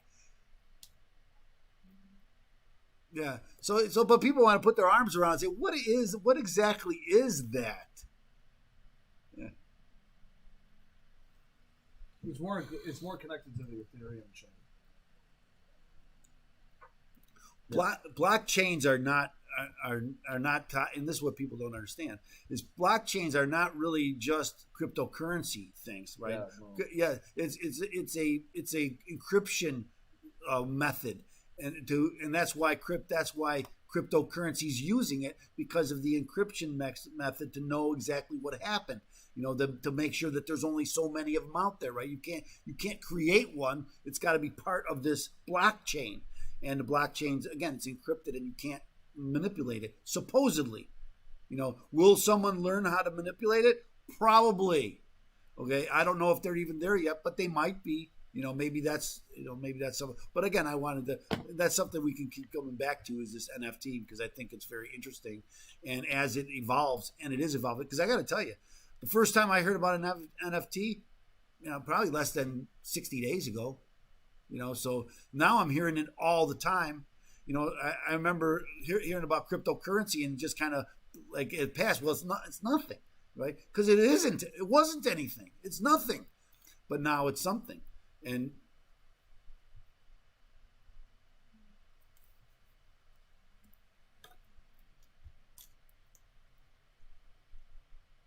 yes.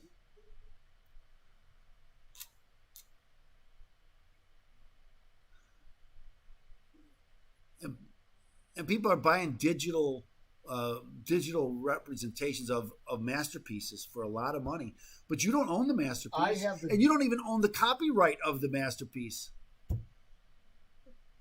I don't know if you can. I don't know how. And then but again, now this goes back. We can talk about Facebook. The digital representation of Prince. We could talk about probably that's there. Yeah. He's just spinning around on the computer like.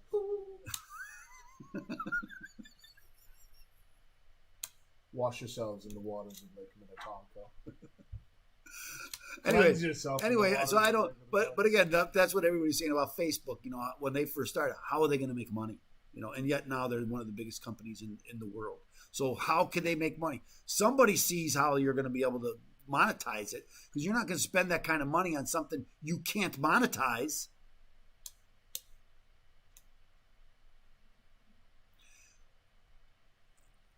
I have to agree with you. You got to speak into the cat. I can't hear it.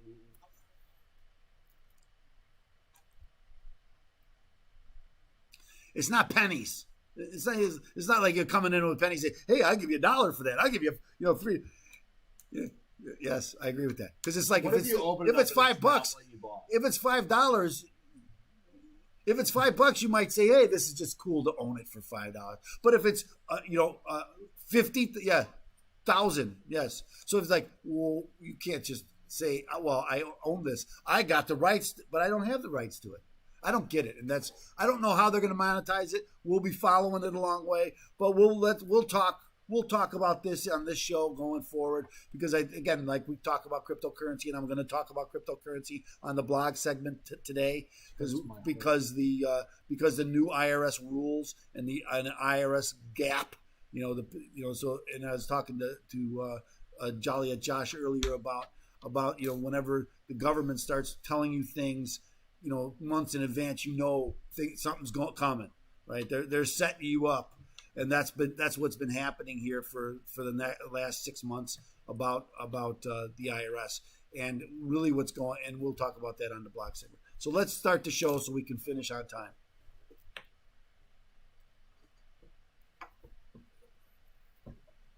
That's an interesting discussion. I agree.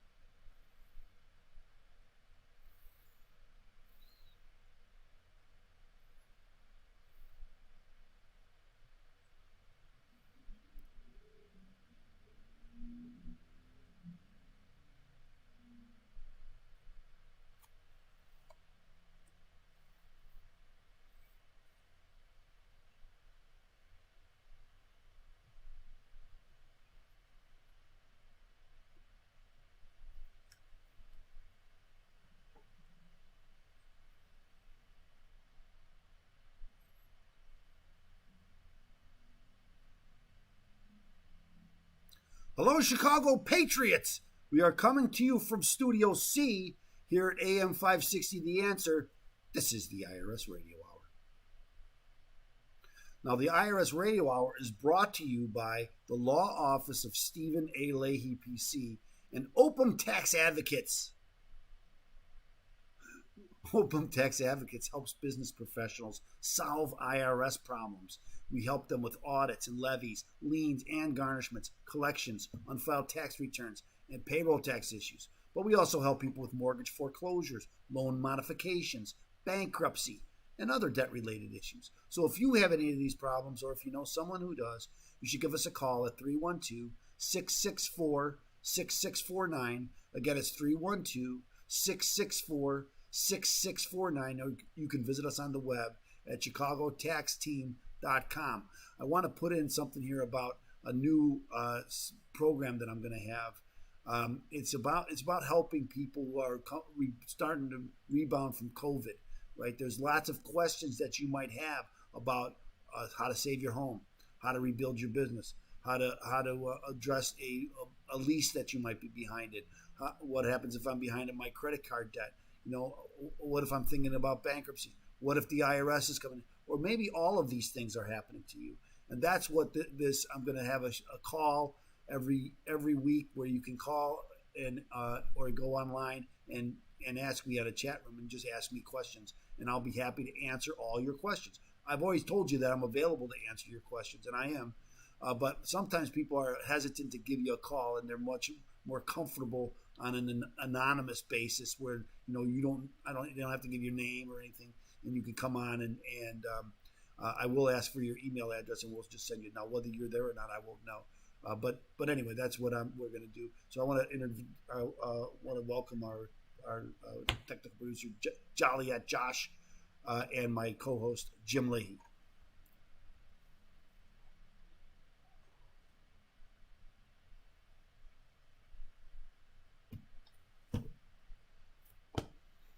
I love that intro. 6 years we've been. What was the intro? I never had one before. It was like what, year 1, year 2 when this intro came. Well, out? you have. Deborah used to do a lot of different intros for you. Oh, I know. I remember. I'm just saying that the whole introduction theme kind of came in like. I think I introduced you every show. Yeah, but I didn't have like the "You're the best around." Well, I forget. You weren't always the best around. Oh yeah. Well, anyway, this is the IRS. Maybe now you are. No, I'm not. Anyway, this is the IRS Radio Hour here on AM 560. The answer. Listen, ladies and gentlemen. Attorney Stephen Leahy not only talks about all those things that you need to know when you're fighting the IRS, but also you need to know if you want to keep up with the news, and that's why we're jumping in the first segment. It's a news roundup. Review and comment on the news. Take it away, sir. Well, Sounds like you are prepared. I am prepared, but I don't know exactly what. There's so many big stories in the last couple of weeks. You don't know where to go. Crypto crashing. Well, that's what some people are concerned about that. I'm not. I am very concerned. Well, I'm not too concerned about it. Here's the thing. Again, things go up, things go down, things will change. It's like a beast. And I told Jim this, and whatever 95% of the people are doing, don't do that. No matter what it is. 85% of people are compliant with their taxes, so don't do that. I said 95%. Oh yeah, but again, you don't have to do that either. And a lot of my clients don't do that, and that's why they hire me. So if you don't want to, but we're going to talk about that in the next segment, the blog segment about that, exactly what you're talking about there. But what I want to talk about, okay, we could talk about the new summer riots that we're having around the country, in New York, in Los Angeles, here in Chicago. Based off Israel, Palestine. Now it's the Palestinians. I shouldn't do that. I shouldn't call them Palestinians. Yeah. The PLO who are coming out and they're rioting and objecting. It's amazing to me how they are, and it's the BLM and all of this is kind of intermingling. Antifa, yeah. They're all kind of intermingling now, and it's all. And now the new thing is that the Jews are they're white supremacists. It's like, wait a minute, how could that come? How could that be? So now the Jewish people are the Jewish faith is are now white supremacists. Yeah, so where did that come from? Wacky. And now they're starting to talk about Israel as apartheid state, and this is just not true. And but they're using these terms in order to get a political. They've been fighting for these. It's all political, right? These are political wars. They're not. We're not talking about. You're not talking about reality anymore. Now it's just propaganda, political. That's where we are in America. This is what we do now. We just talk about propaganda, and we call 85%, or I should say 85 million Americans terrorists, patriotic terrorists. Now that's a new term that they use. You're a patriotic terrorist, and that means you're extreme when it comes to to your patriotism. And there's a gentleman, I'm trying to remember his name, the colonel, who was just relieved of his duty in the space wars, or in the space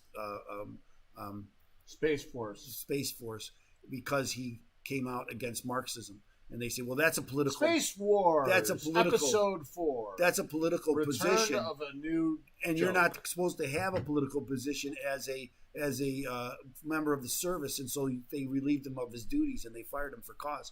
And of course, he wrote a book, and in his book, he was showing how all of these officers are taking political positions, and that's what he was talking about. And of course, they didn't let them go, but they let it. So we have a double standard. Now, as anybody who listens to this show knows, this is what I've been fighting against: the double standard.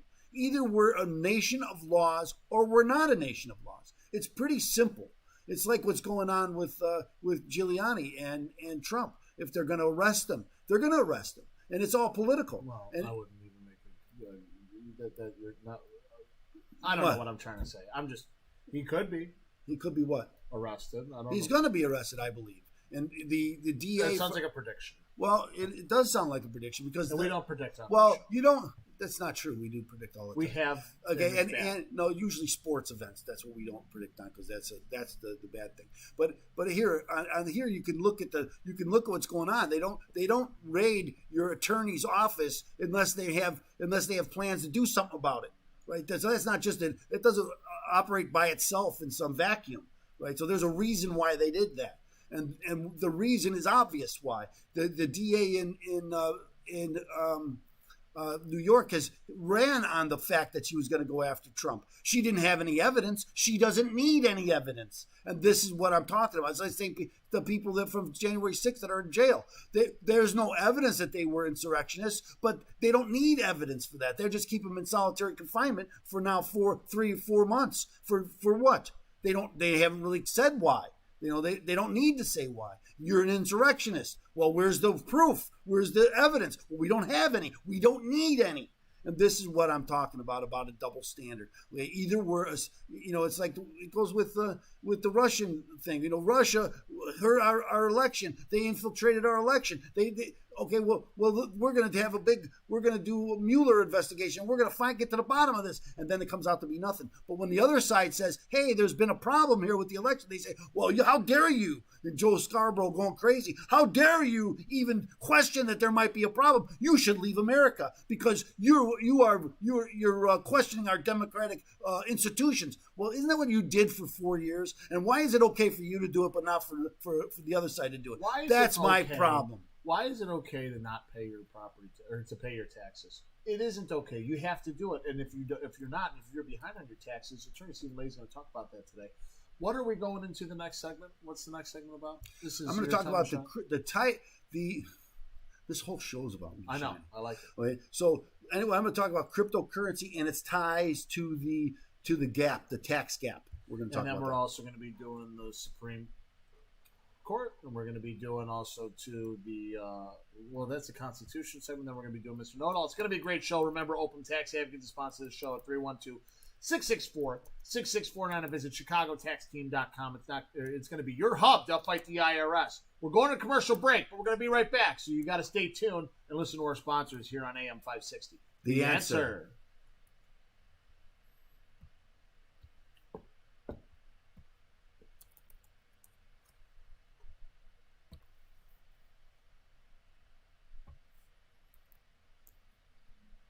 Not too professional of me, but again, I got caught off guard. From what? I know. Oh, I know. Did you check? 6 million. Did you check her? Oh, don't open it. It is worse today than it has been all week. I know, I did too. Everything is. This is what I'm talking about. 95% of the people are in this. So 95% of the people are having a bad time. What are they going to do? They're going to bail. And that's what's happening. Okay? And does that mean that there's some reason why they're bailing? No. Yeah, nothing. There's nothing going on. And so, maybe they say, well, it's coming back down the earth. But it always overcorrects. So when is it going to stop? I don't know when it's going to stop. But again, don't do what 95% of the people are doing. Don't do it. If most people do, the counter to be, and let's just be counter, would be buying into the dip, right? And then lowering the average cost of my Bitcoin, if that's what I'm talking about. So you're saying I should put it all on black? Yeah.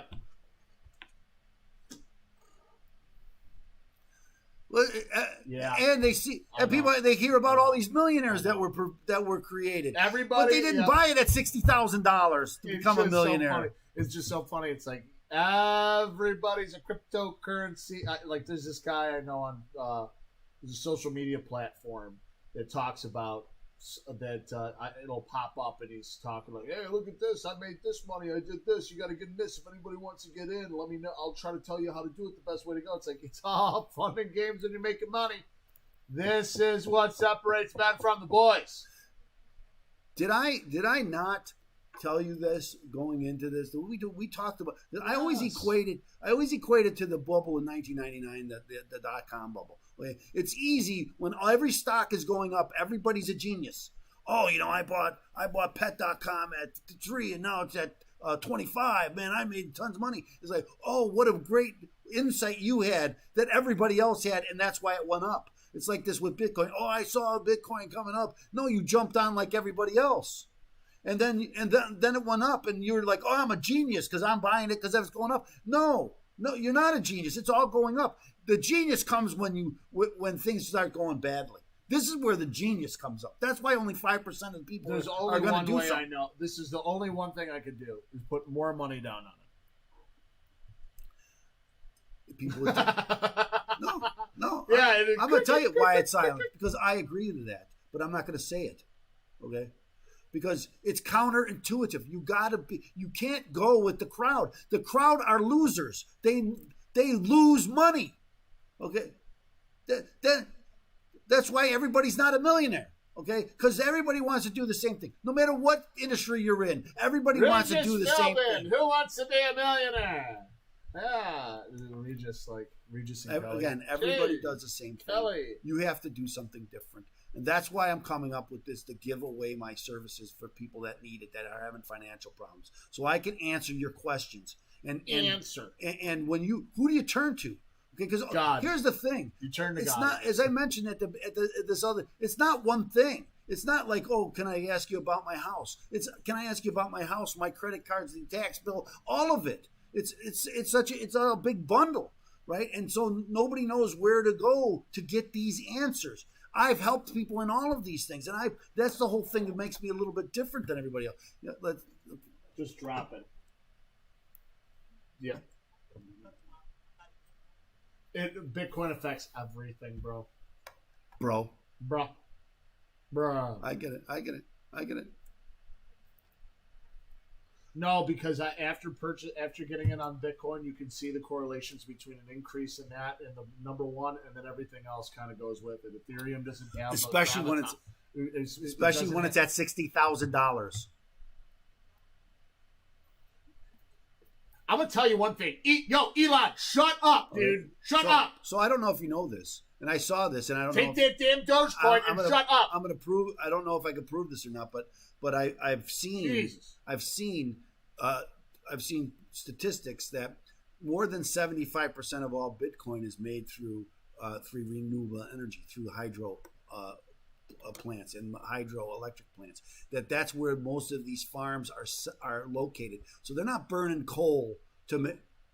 No. I'm just telling you that this is the counter to what Elon Musk came out and said. Why they're burning coal? The answer is this was their response. Again, we're not burning coal. We're in a hydroelectric plant. Here's the issue of what happened. If that's true, does that change things? Elon comes up and he does it. Or was it 2 weeks ago? Was it last week when he did SNL? Was it last week? 2 weeks ago? He comes on SNL. All of a sudden, the guy, one of the top Bitcoin. I don't know if he was one of the founders or he's an Bitcoin influencer goes, listen, it's been cute, it's been fun. Take all your Dogecoin, sell it, put it into Bitcoin. You'll be a happier man or woman for it.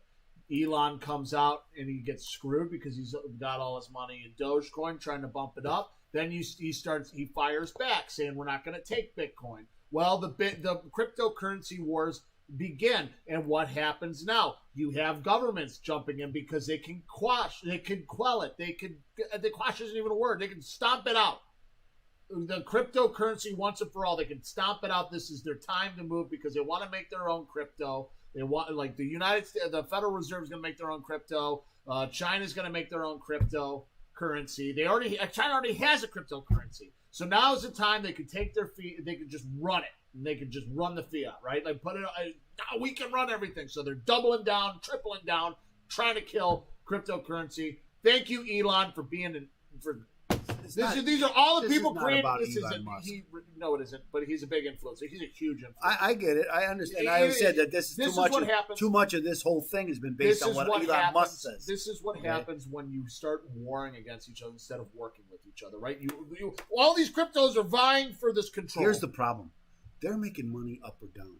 Okay, so that's just because they're controlling it. If you could control it, you know which way it's going to go. You make money, and everybody knows.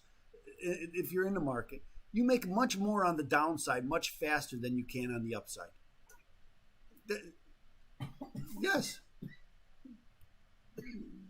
Because you can make money. If you look at any stock market chart, the downside happens very quickly, right? It takes a long time for it to climb up, but when it falls, boom. And that's where the money is to be made. That's why you say, well, I make money on the downside. Well, there's more money to be made on the downside much quicker than on the upside. There just is.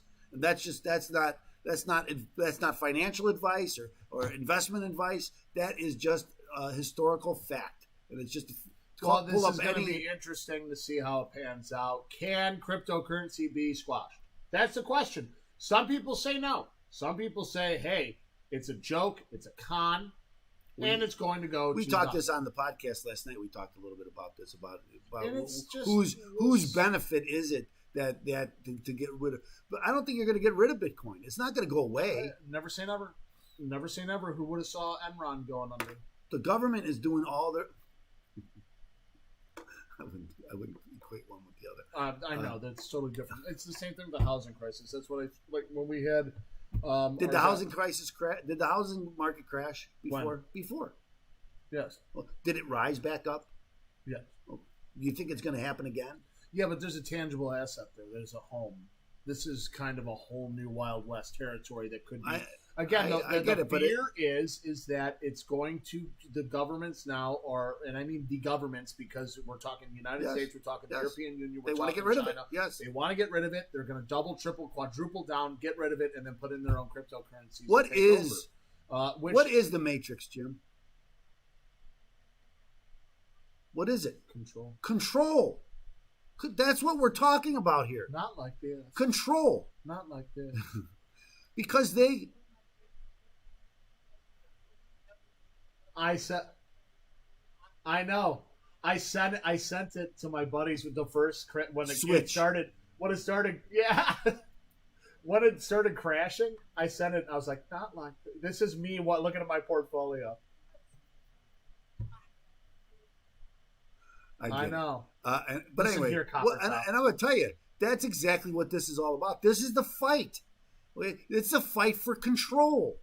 And where are you going to be on it? Are you going to capitulate to control? I think more and more people are starting to realize this. Well, maybe not. Maybe not.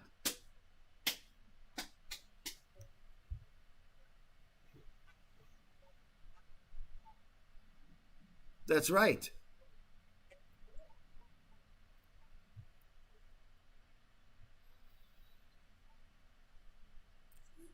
They're jumping out. It's just like the 2008. Everybody wanted to be a landlord in 2006 and 2007. People are buying all these properties and buying all these condos, and then it crashes. And watch the movie The Big Short because he says a great. You start realizing it's coming down because he goes to the guy's going through working with the FDIC. He's like, okay, he goes to a strip club, starts talking to strip. She goes, yeah, I own like 10 houses, and I just, it's like, you own 10 houses? Yeah, I don't. It's like, oh my God, this is exactly what I'm just talking about.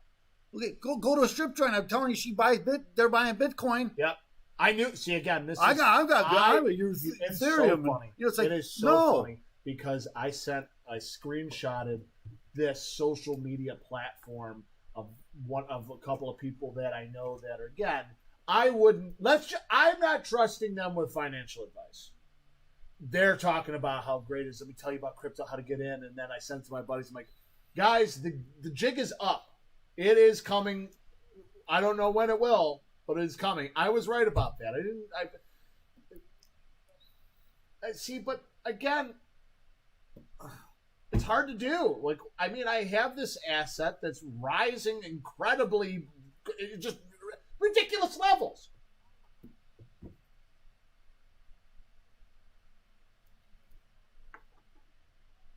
Well, it's super duper sliding, but it's all over the news. And why is that? Yeah, but then but here's but here's the problem. At 30. It was at 60. But when it was at 60, it'll never go there again. When it was at 60, you had people buying it at 40, right? When it went to 35, that's when it really took the jump. When it went to 35, 40, people were like, poof, because people jumped in. Well, now you're buying that high. Now, if it's at 31, 32, people are buying. We were talking about it before. I've talked to people who have bought homes through this crypto craze, where they bought, I know, thousands upon thousands of coins when it was penny, $200, $300, $400. Yeah, it's great now, but they were relying on that asset to jump another 10, 15, 20 grand this year. Now it's dropping. Yeah.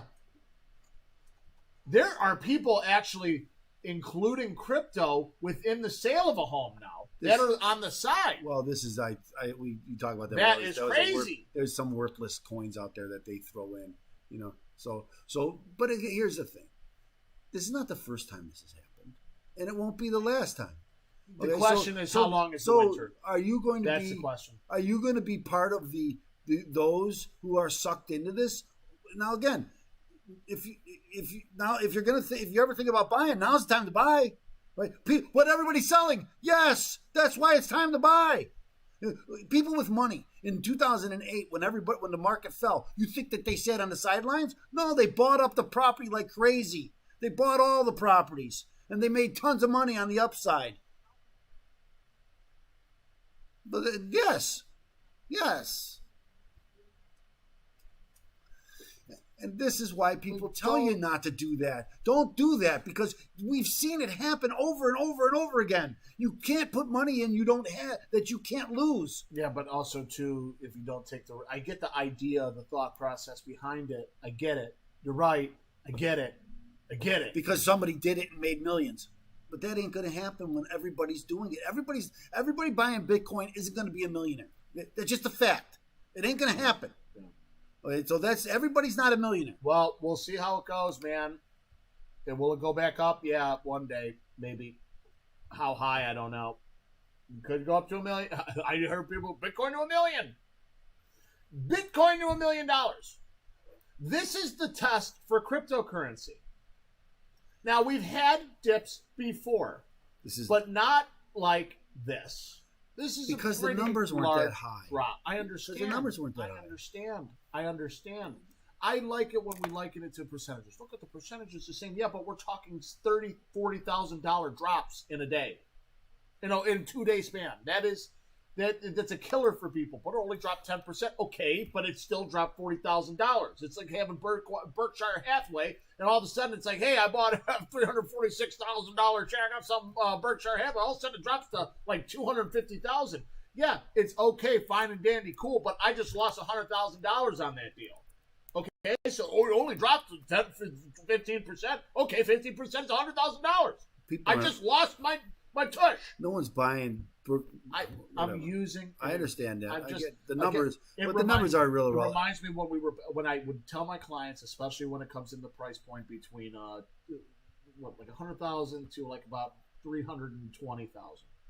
When we're in this level, $5,000. What is $5,000, right? But now if we're $5,000 off, come on. Listen, that's a standard deviation. Right? Come on. 5, 10 grand, even 10 grand. That's a little much. So it's a little much, but listen, you can still, if you love the property, we can make this work. If you make that over 30 years, it's not that much. I understand. Right, because you're getting a mortgage. When you have people that are $40,000, $50,000 off or $20,000 off the asking price, and we're trying to negotiate $20,000, $30,000, that's light years away. We are so far off, right?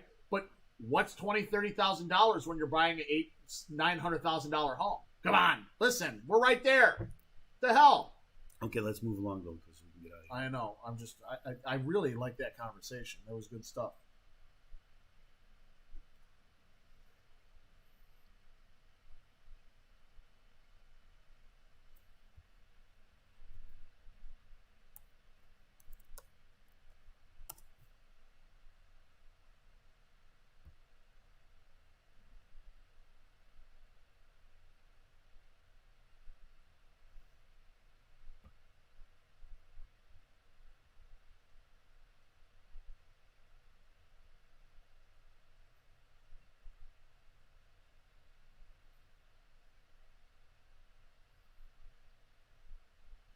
Welcome back to the program. I'm your host. I'm attorney Stephen Leahy, like the guy just said.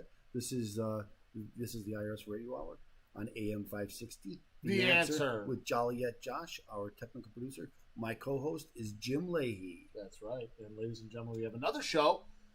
We would like to highlight this show. It's called the Trust Radio Network. If you are an avid IRS Radio Hour listener, I know you are on this Sunday afternoon. Shout out to my Aunt Corinne. And I know she's listening. Yes. But again, if you're an avid IRS Radio Hour listener, you know we have another show called the Trust Radio Network. That show, we highlight professionals that you can trust when making important decisions. And last night we had a fantastic attorney, a great American patriot, Joseph Menges, real estate attorney extraordinaire. That's my own little title. But again, fantastic conversation about property tax appeals, fantastic information about, listen, this is the seller's market, some strategies if you're buying a home, if you're looking to buy a home on the legal side. So again, you got to tune into that. Oh, wait, it's the day after. You know how you can? Go over to our Spotify page. You can check us out there. Or you can go on our Facebook page, which is the Trust Radio Network. But without further ado,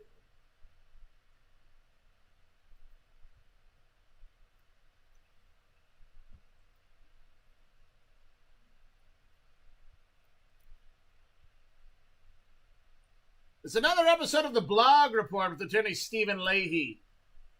He's going to help you in fighting the IRS. Also sponsored by Cool Cigarettes. No, it's not. Doctors love them. They're their favorite brand. Children love them. But no, this episode is attorney Stephen Leahy can do the crypto crash causing chaos control. What are we talking about, crypto? I don't know. Can you please line, please? Well, I'm going to talk about cryptocurrency today, and the crypto capers. Talk a little bit about that, Jim, because I want to change the camera. Talk about what? Cryptocurrency? No, I'm going to talk about cryptocurrency. Well, what would you want me to talk about? Here's what I want to talk about. You're the expert. Because don't call me an expert. No, you have I have a certification. I am a certified cryptocurrency expert. I got a certificate, says so. It says right there. I had to take a test. Passed the test. Makes sense. I had to know about it. But anyway, what I want to talk about is the change now. You may have heard that the IRS is treating cryptocurrency. Now, again, think back for the last 6 months and what's been happening for the last 6 months. We keep hearing about cryptocurrency and how it's upsetting everything, and people are stealing because they're not paying their taxes. And this is where all of this is coming from, right? They're not paying their taxes, and because they're not paying their taxes, the government has to take action, right? We can't let these people cheat, and this is what we've been told now for months, that the cryptocurrency people are cheating, and because they're cheating, we have to change these. So when the IRS talks, they talk about something they call it the tax gap. And a tax gap is the difference between the money that the IRS says they should collect and the money they actually do collect. They've always said the tax gap's about 15%, 600 billion, 800 billion, somewhere in that. They don't know exactly what it is because it's a guess. But the last 6 months, we've been being told, no, the tax gap is now $1.5 trillion. It's so high, it's unbelievable. We got to do something about this cryptocurrency stuff. And so what are they doing? Well, one of the things they're doing is that yesterday came out that the IRS is going to start treating crypto like cash. What that means is if you buy something for more than $10,000 in the market value of cryptocurrency, whoever gets it from you has to report it to the IRS. So they have to tell the IRS, hey, IRS, they gave me $10,000 in cryptocurrency. The same thing's been going on about with money for many years now. And the reason why they started doing this is for the drug dealing. You're a drug dealer. We can't let that happen. You must be dealing in cash. So they started controlling cash, right? So because they can't control, and again, I'm going to go back to this. It's all about control. So they're trying to control the market. They're trying to control the taxpayer. We talked about this a couple of weeks ago, that a new program with the IRS is to have all financial institutions report any finances that you have, any income that you get in your bank account has to be reported to the IRS. Why are they doing it? Because they think that they want to get taxed. They want to tax you on everything that comes through. Every dollar, every dime that comes through your account, they want their end. Okay, and that's what's going on, and it's the same thing with the cryptocurrency. So now they're going to start. I also talked about this on the show that now it's the first question on your 1040 form. Have you been involved in any cryptocurrency? They call it virtual currency. Have you traded, bought, sold anything with virtual currency? Because they're using this to get to the bottom of it. So what are they doing because of this? Well, here now comes the reason why they've been telling this for 6 months. They're doubling the number of IRS agents. That's right, doubling the number of agents. Why are they well, they got to get to the bottom of this. They got to make sure that nobody steals. They're going to spend trillions of dollars. Where's that money going to come from? You can't just, I know that our government just invents it and prints it, but eventually someone's got to pay. Okay, and when they start talking about cryptocurrency and they're talking to them, they're cheating. But when they cast the net, it's not only after them, it's after everyone. So it's not just, they just using that as an excuse. And so you could say, yeah, that's right. We got to stop these cryptocurrency fanatics, because most people don't even understand cryptocurrency, what it is and and how it all works. And so this is a good boogeyman. And that's what they've been using this on. This is their boogeyman. This is what they're bringing it on. What are they going to do to it? Remember the IRS scandal. That wasn't too. What happened was when they started the what do we call it, Jim? The IRS saga. Remember the saga? What happened was that the Republicans who the IRS was used as a weapon against, they cut their funding. And so what did the IRS do? They stopped doing the normal functions. They stopped answering the phone. Why? Because you wouldn't notice if they just stopped most of the other stuff. The stuff you'll notice is if they don't answer the phone. So they stopped answering the phone. And they told you 75% of all phone calls are going to go unanswered. And that's what happened. So now they're coming back and saying, oh, no, now we're so far down, we don't have any money. We got to double the size of the IRS. And that's what they're doing. They've already passed $8 billion over the next several years to hire more IRS agents. Why would they do that? To collect more money. And how would they collect more money? By being more onerous and more, and being more aggressive against people who owe the IRS. This is what's coming. This is where we're going. This is what this is all about. And it's been about this for months, and I've been warning people about it. But everybody thinks I'm just a fearmonger. Okay, this is what's going on. Okay, they're doubling the size of the IRS. Is that something you think is good? If you're a business owner, you think that that's a good thing? If you have to report every dime to the IRS, and again, I think people should pay their taxes. 85% of us pay our taxes on time. I'm a sovereign citizen. 85% of us pay our taxes on time, and they file on time, and they pay their taxes on time. And I always tell people, why do they do it? Because they're great patriots? They're afraid of the IRS. That's why people do it. And if they're going to double the size of the IRS, there'll be more people afraid of the IRS. Okay, they've been letting it go because then they're saying, well, look, we're not collecting anything. We really need more money. It's just like the CTA. Cut the CTA, and the most common, frequently used lines are the first ones cut, because you won't recognize when they cut the overnight bus going to Timbuktu. You won't notice that. But when they cut your bus, then you'll notice it, and then you'll say, wait a minute, we can't cut this. This is beautiful ridiculous. Neighborhood, by the way. Timbuktu, beautiful neighborhood, great art life. Been there. It's fantastic. Anyway, Open Taxi Advocates is there for you, ladies and gentlemen. 312-664-6649. Do not let this fester. That turned into a rant segment. It's not usually that segment, but that's why. You got to let people know that the IRS is coming. I'm up in arms. They're coming. They're coming. And you're the one that's going to pay. They're coming. So don't let them come after you. Call Open Taxi Advocates, 312-664-6649, and visit chicagotaxteam.com. We got to go to commercial break, but we're going to be right back here on AM 560. The answer.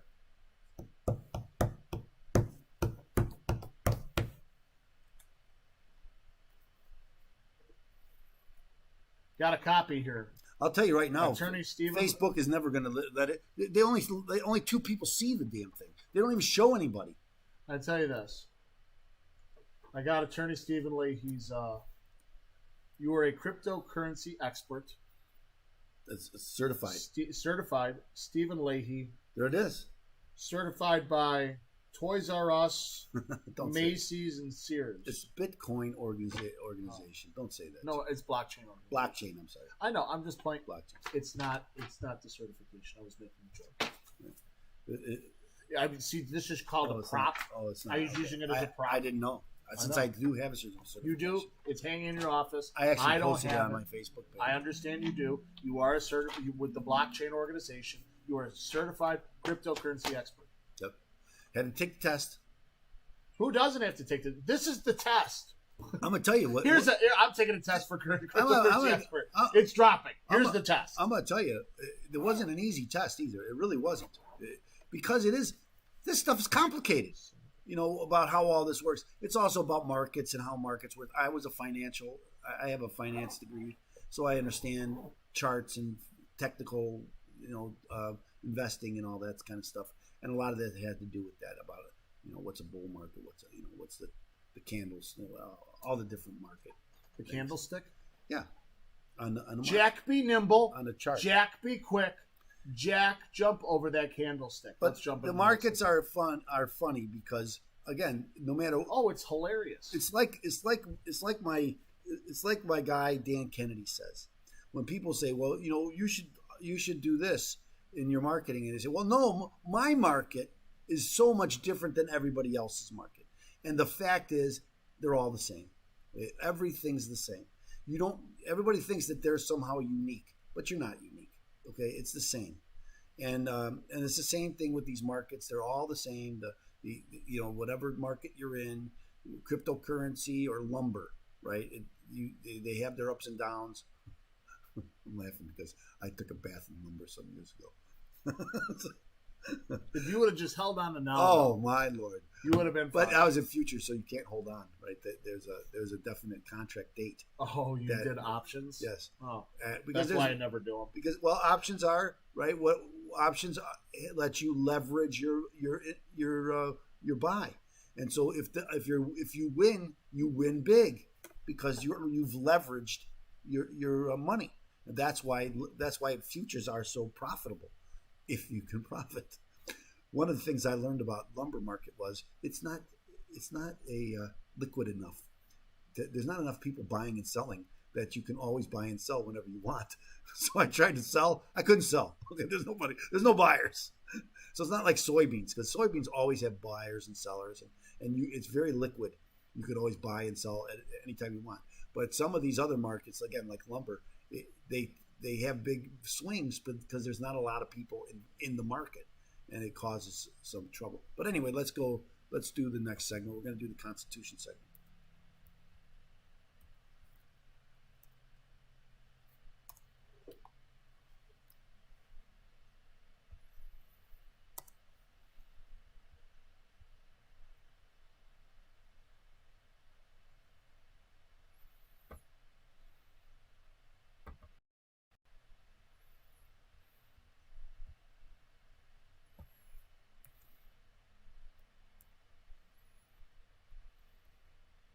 Welcome. Well, I forgot about that.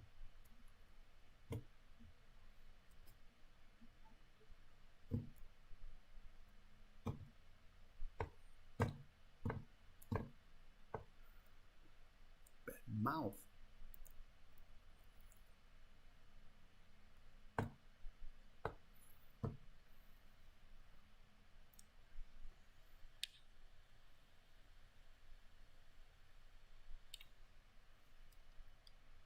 We the people, the government. I understand. Well, that's the people are the government. No, Joe. It's becoming farther and farther from the truth, isn't it?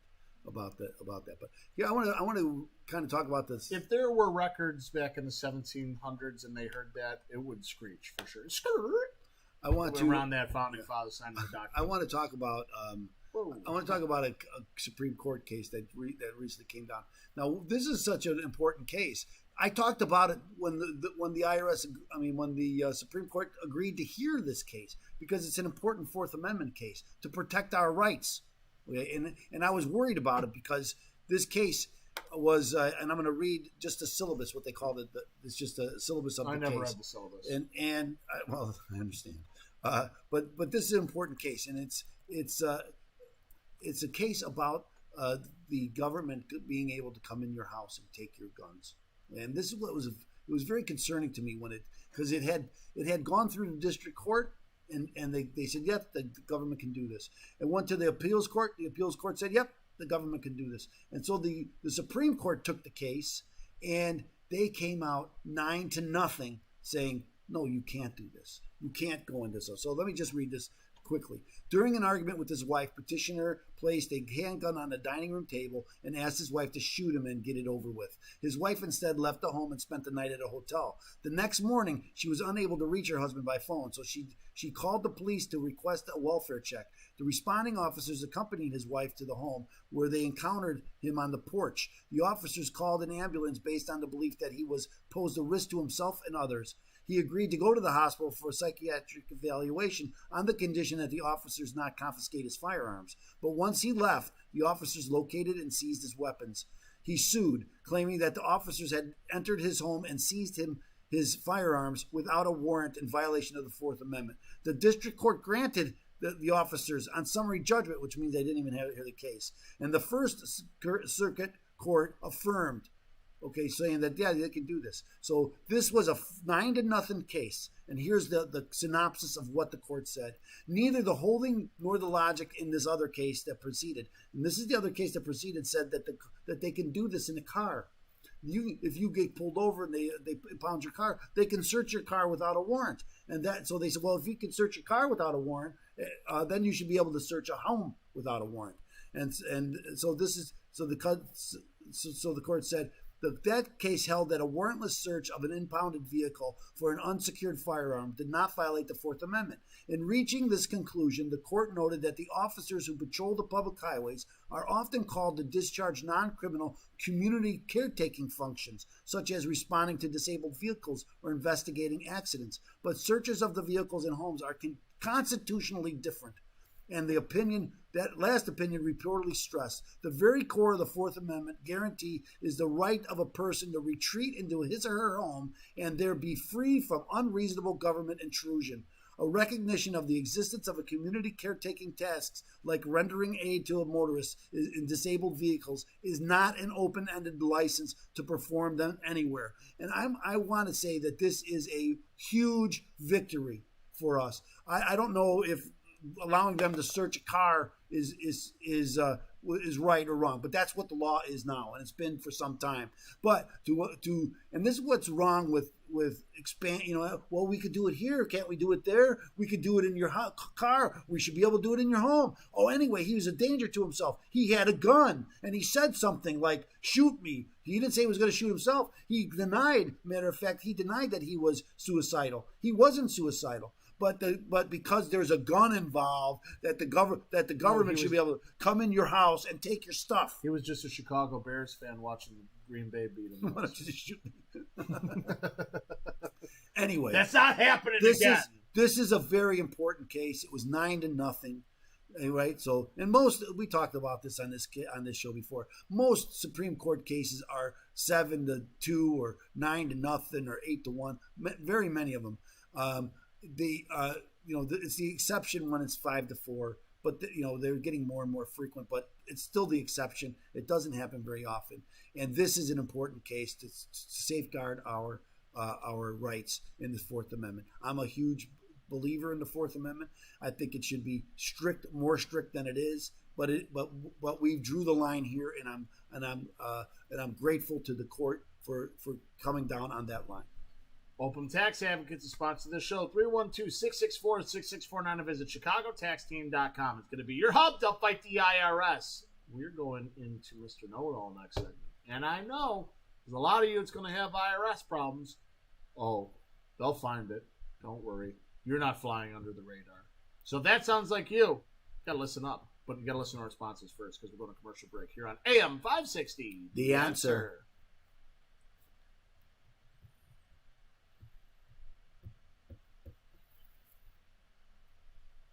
I'm going to stop putting these shows on Facebook. Why? Because they don't even show it to anybody. So it's what's the point? Okay. I'm just not going to do it. I'm going to find another venue. Did you share the video? It's on my page. No, but did you stop the stream just on the? Is it a singular stream on the Steve Leahy page? Yeah. Well, people aren't going to click on a 3-hour video. Jake does have a good. First, it's not 3 hours. I mean, we started at 1:45 or 2 o'clock. Jim, I'm sorry, it's 2 o'clock. First, it's not about them clicking on it. It's who sees it, who even they show it to. They don't even show it to anybody. So how are they going to? If they decide to click on it, how are they going to know? They never even saw it. They don't even show it to them. I don't. So it's got really nothing to do with the length of the video or anything. You could they show you how many people have been that they've shown it to. Yeah, I'll show you to.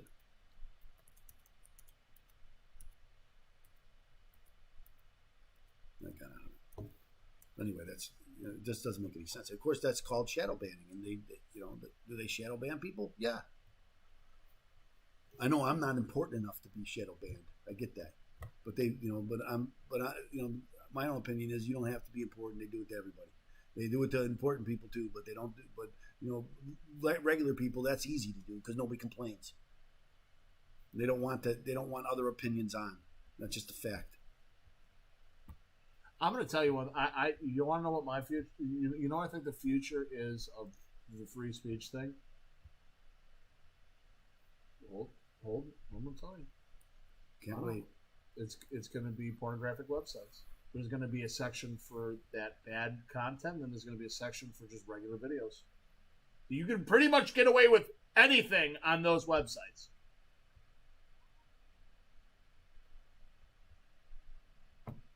Now they're really kind of cracking down, but I mean... Cryptocurrency. Let's remember. It is like very... I don't know. Let's remember. Porn is always the leader. It's always the leader. But I'm saying because that's what people. What was the first thing on the internet? That was who used video more than the first porn. The telephone when they started doing it's like porn. Everything's porn. Because that's what people buy. People buy it. They make money on it, and so there's always people going to try to make, and they're going to find a way. You think you're going to come in and stop people from buying porn? No, it ain't going to happen. Second runner-up. I don't understand it myself. I really don't understand it. Corn is the second. No, I forgot what I was going to talk about. That's the second place. You don't remember what you're going to talk about in the question? Yes, I'm going to talk about it. Attorney Leahy, this is the question I get a lot. When am I going to get my tax return processed? When am I going to? Let's do it.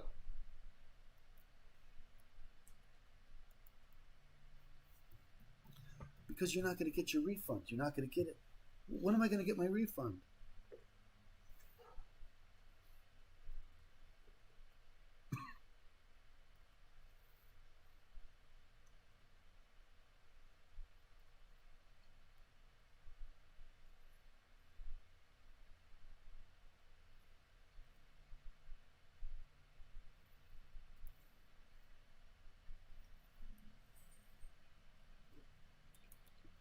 Yeah, he is the tax man.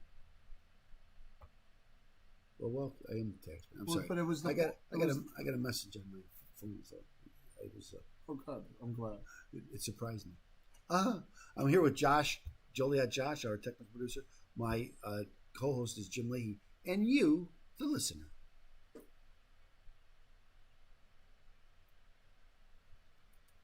That's right, ladies and gentlemen. Mr. Know-It-All, the segment where Attorney Stephen Leahy gives us his infinite wisdom on all things taxes. And today, it is infinite. It will never end. It will never cease. So this is what I want to talk about today. Here's the question today, Jim. Are you okay? My phone is dead, and I'm trying to check the comments if you really want to put that out there to the sphere. I did wanted to put it out there to the sphere. Anyway, what I wanted to talk about today, here's the question I get. Attorney Leahy, when am I going to get my refund? When are they going to process? That's a great question. So what happens is, people come to see me and they haven't filed their tax returns in some years. So we go back and we do their tax returns. Let's say I went back to 2016. And we do 16, 17, 18, 19, 20 now. Okay, so now we do all those tax returns and we send them into the IRS. And nothing. They don't process them. I've been waiting a year on some to be processed. And what happened yesterday, the IRS, the commissioner of the IRS was at a Senate hearing. And the IRS commissioner told senators that the agency is still processing hundreds of thousands of tax returns from 2019. Wow. Okay, so if you filed in 2019 or 2020 for 2019, they haven't even processed them yet. So didn't we just have a tax year? Now aren't they going to process those? No, they're going to wait for those because they got to process these. So, and I've been cutting them some slack because of the work that they got to send out all these stimulus checks, and they got to send out. They're using the IRS to send out all this money, and all of that. I get that, and it's really putting them behind. And they're all at home. It'll probably be backed up several years. Okay, so when you hire me, I have to. First thing I do is I send my power of attorney to the IRS, and that gives me the authority to talk to the IRS on your behalf, and it places me between you and the IRS. Okay, in their policy, that's powerful. Yes, but the policy was that they would process that power of attorney within 5 to 10 business days. Now, I can tell you, I've had months go by and they have not processed it. And until they process it, I can't get information about my client. I'm not between my client and the IRS. And this is not good news. Okay. Now I'll talk a little bit of good news. They're changing some of their policies. Okay. So what we had to do was I needed a piece of paper signed by my client and me, and it was sent to the IRS via fax. That's right. Via fax. And this is how they process them. And I've been told by IRS people that they have fax machines. Now they use e-fax too, though. But then they print them out, and then they come in. But if they run out of paper, they don't print them out. They don't get them, and then they don't. Then they have to go back into the system, and that takes a long time. But now people are all working from home. I've heard they have semis full of these power of attorneys that have not yet been processed. But here's the good news again. When we get to the good news. The good news is they're changing the policies to accept digital signatures, so they can file it electronically, and it doesn't have to be processed by a person. It could be processed automatically. Why they didn't do this before, I don't know. It made too much sense. January, the middle of January, they started accepting these electronic versions. So I can go, and now again with COVID, everything's doing online. You sign documents online, you sign contracts online. When you close a home now, it's all done online, right? Everything's, and all the verification of your signatures, that's all done online. And so now I can get your signature online. I can send it to the IRS, and it is online, and it is helping the process along, and it's helping speed up the process. They haven't still gone to a no person seeing it yet, where it's all in the system, but that's coming. And in the meantime, the good news is that I try to get in touch with the IRS and say, hey, we can't move. We can't help our client. We don't want you to take action against my client because you can't process our power of attorney.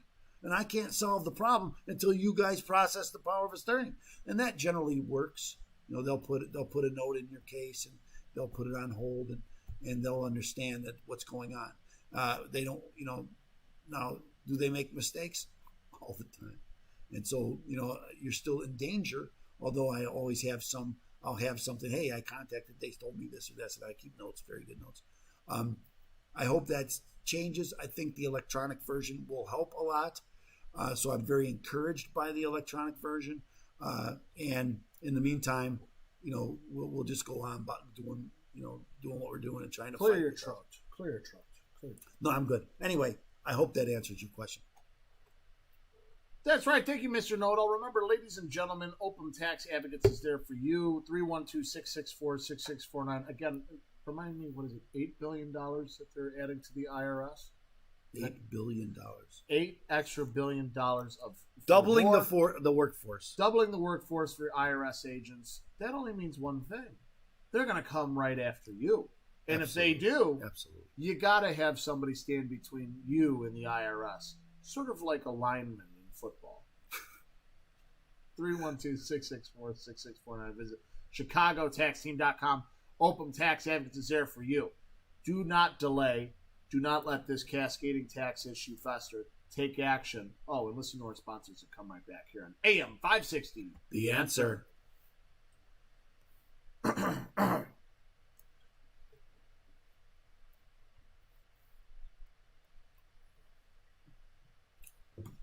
What a show, ladies and gentlemen. Remember, you can go over to our Facebook page. You can go and enjoy such great content, which is the IRS Radio Hour. If you're watching it here, thank you. Thank you. And thank you again. We're going to wrap up. We're going to have a good conversation. And we're going to get out of here, and then you're going to tune in again next week because it's fantastic. We love doing this. But we also have another show called T3, Tax Time. Why is it 3? Talk. Today's tax talk. Today's tax talk. That is T3. Yeah, that's why it's called T3. Hey, Trey. Yeah, I've clocked out several hours ago. Oh, forgot to mention this. Here's pictures of my wife and I and Chris and Jeanette last Friday at Austin's. We went to Austin's in Libertyville, and they had it's hey, give me some steak. 560 has 560. They did have skirt steak, matter of fact, but 560 has had some events out there, and I went out. We on it. They had a band, and they were doing line dancing, and it was. Did you line dance? I did not. No, I drank. They had $4 16-ounce old styles, so that's what I was drinking. And that's pretty good. Yeah, it is. Actually, that's pretty damn good. And the band was there. The place was full, and there was only one person with a mask in the whole place. It was such a refreshing.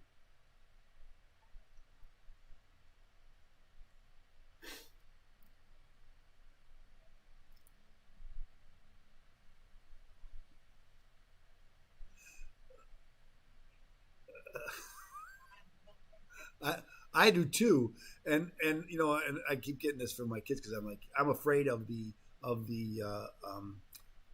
vaccine card. Okay, I think it's terrible if you have to be so far I haven't seen it, but I think it is coming. I think places when like Costco and stuff, hey, let me see your vax card. I ain't showing you no vax card. I ain't coming in. Then you ain't getting no coat. Well, that's right. Then you don't get no coat. You know what that's from, Josh? Caddyshack. What? Yeah. What would when Louis lost been losing at the track? Okay, you got to raise the price. I ain't paying no 30 cents for Coke. Well, then you don't 50 get cents for no Coke. Then you ain't getting no Coke. That's right before they start the fight. What does that say? But anyway, it was a fuel room. Now it's a fuel room by Impact. The company Impact they sponsor the room. Actually, very well done. They redid the whole place. Very well done. It was a great place. I would recommend it highly to anybody. And it was such a breath of fresh air to go see a band. No pun intended, for real though. Like no pun intended. Why did that be pun? Because you were wearing a mask. I wasn't wearing a mask. If you're not wearing a mask, it's a breath of fresh air. Okay, got it. But to go have a great time, see a good band. My wife and Jeanette had fun trying to learn how to line dance. What was the band? There was probably 80 people there. There was a lot of people there. They had a bunch of people that followed this girl. Kicking It with Carol. She teaches people how to do the line dance. And I know. There was a bunch of people there that have taken her classes, and they were doing the line dance, and so many people that didn't know how to do it, they were learning. So I don't remember the last time. Probably last time I was in Arizona. Last time I saw so many cowboy boots. It was all. You know what I do usually when there's line dancing? What do you do? I break dance. That makes sense. I go right against it. Well, that's right. And you they do think something it's else. hilarious. They think it's hilarious. I'm not spinning on my head, but I'm spinning on the floor. It is hilarious. I don't see you being a good break dancer. No, him. No, I don't see myself being a good dancer. I don't know if you're a good break dancer either, Joliet, but you'd go before Jim. Oh, you got me.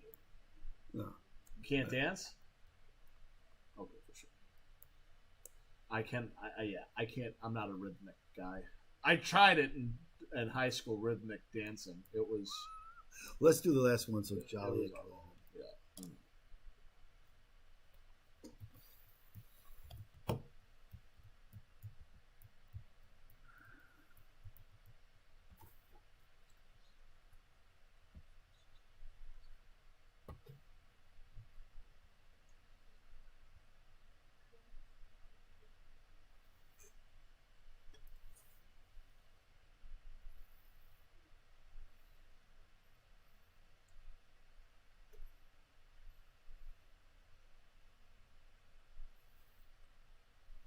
Welcome back, ladies and gentlemen. I'm not your host, Attorney Stephen Leahy, but your co-host, Jim Leahy. And this is the IRS Radio Hour here on AM 560. The answer. We have had a fantastic show today. We have talked about a myriad of issues from cryptocurrency to when am I going to get my tax returns? If you missed this, you can catch us on Facebook or you can go over to Spotify. I suggest you go over to Spotify. It's a very simple web player. Go over there, look up the IRS Radio Hour. You'll actually find both of our shows, the Trust Radio Network and the IRS Radio Hour there. You can listen to us at any time. And it's a great little tool. I liken it to a digital business card. Yes, I heard you say that. Like it's an NFT. Don't go. You know what? We had a nice discussion about in between segments about NFTs. And again, I'm going to go back to this. That most people realize that some of the best stuff on this show is like any radio show I've ever been on. Some of the best stuff is in between the segments, right? When people can talk and we just engage with each other, and so much is good, and that's why I like the Watch Talk Radio. I like WatchTalkRadio.com, where we show you how we make the show, and you can see all of the stuff in between. You can catch the discussion with Joliet Josh and talk about his podcast, 000 Zeros, because I call it 000 before. It's not. It's 000 and also NFTs and cryptocurrencies and all these other discussions that we have off. We'd love to have you join us with that discussion. Yeah, and again, listen, we have had a fantastic time, and we really appreciate everybody. Been a good show today. It really has been. I like your other show too, T3. T3. Tay Trey, as they say. Well, so every day I'm going to highlight a tax issue. Okay, and you can join us on the podcast at T3. Oh, it is on also. It is also on Spotify. Yes. So what is it? Tax Talk. Today's Tax Talk. T3. I'll remember that. I just can't. It's just too much. Like that's why I like the T3. T3. I like T2. It was always my dad. Whenever he came up with a name for a company, it was always way too long. Quality controlled maintenance service. Like, you can't. That doesn't roll off the tongue. Yeah. So I was watching something the other day, and it was about on the History Channel about McDonald's and Burger King, and it used to be Insta Burger King, and that was their name when they first bought it. And so then they said, well, let's just call it Burger King. And now what do they call it? BK. So like, yeah, I'll do today's Tax Talk, but we won't call it. We'll call it T3. Big fan of BK Whoppers. Big fan. The Flamed Royal Burger. Anyway, I don't know if you saw that. So the food that made America, that's a great show. I hate it when people rip on BK and just go like, listen, the Whopper was there for you at one point. It helped you out. Don't rip it, okay? It helped you at one, but yeah, it'll be there again. Don't rip it. You don't have to take sides. I can eat both of them. Like I say, people rip on Taco Bell, and it's like, don't rip on it. It was there once. It'll be there again. You'll be calling. It's still there. The bell will ring. I think it's not.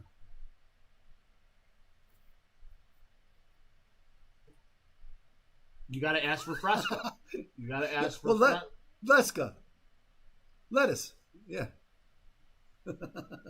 And lettuce, that's right. And that's why it's so cheap. I always get chicken. I try to get the chicken. You mean I can get 25 tacos for 55 cents? I'm getting it. I don't know what it is about tacos, but I just absolutely... Listen, what are we going to do? Talk about food the whole time? Come on. No, because we only have 30 seconds left. We're running out of time. Thanks so much for tuning into the IRS Radio Hour, sponsored by Open Tax Advocates. 312-664-6649. Visit ChicagoTaxTeam.com. It'll be your hub. It'll be your hub. They'll fight the IRS. Remember, same bad time, same bad channel. We give you great content to help fight the IRS. Shalom Klein is coming up next. He's going to get down to business. We got to listen and see who his guest is this week. I don't know. But I know he's going to be our guest soon. Yes, he will. And we'll see you next week here on AM 560, The Answer.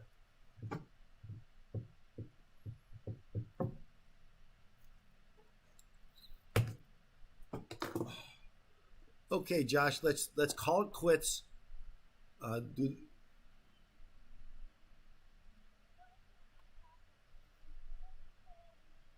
Thank you. Thanks for joining us.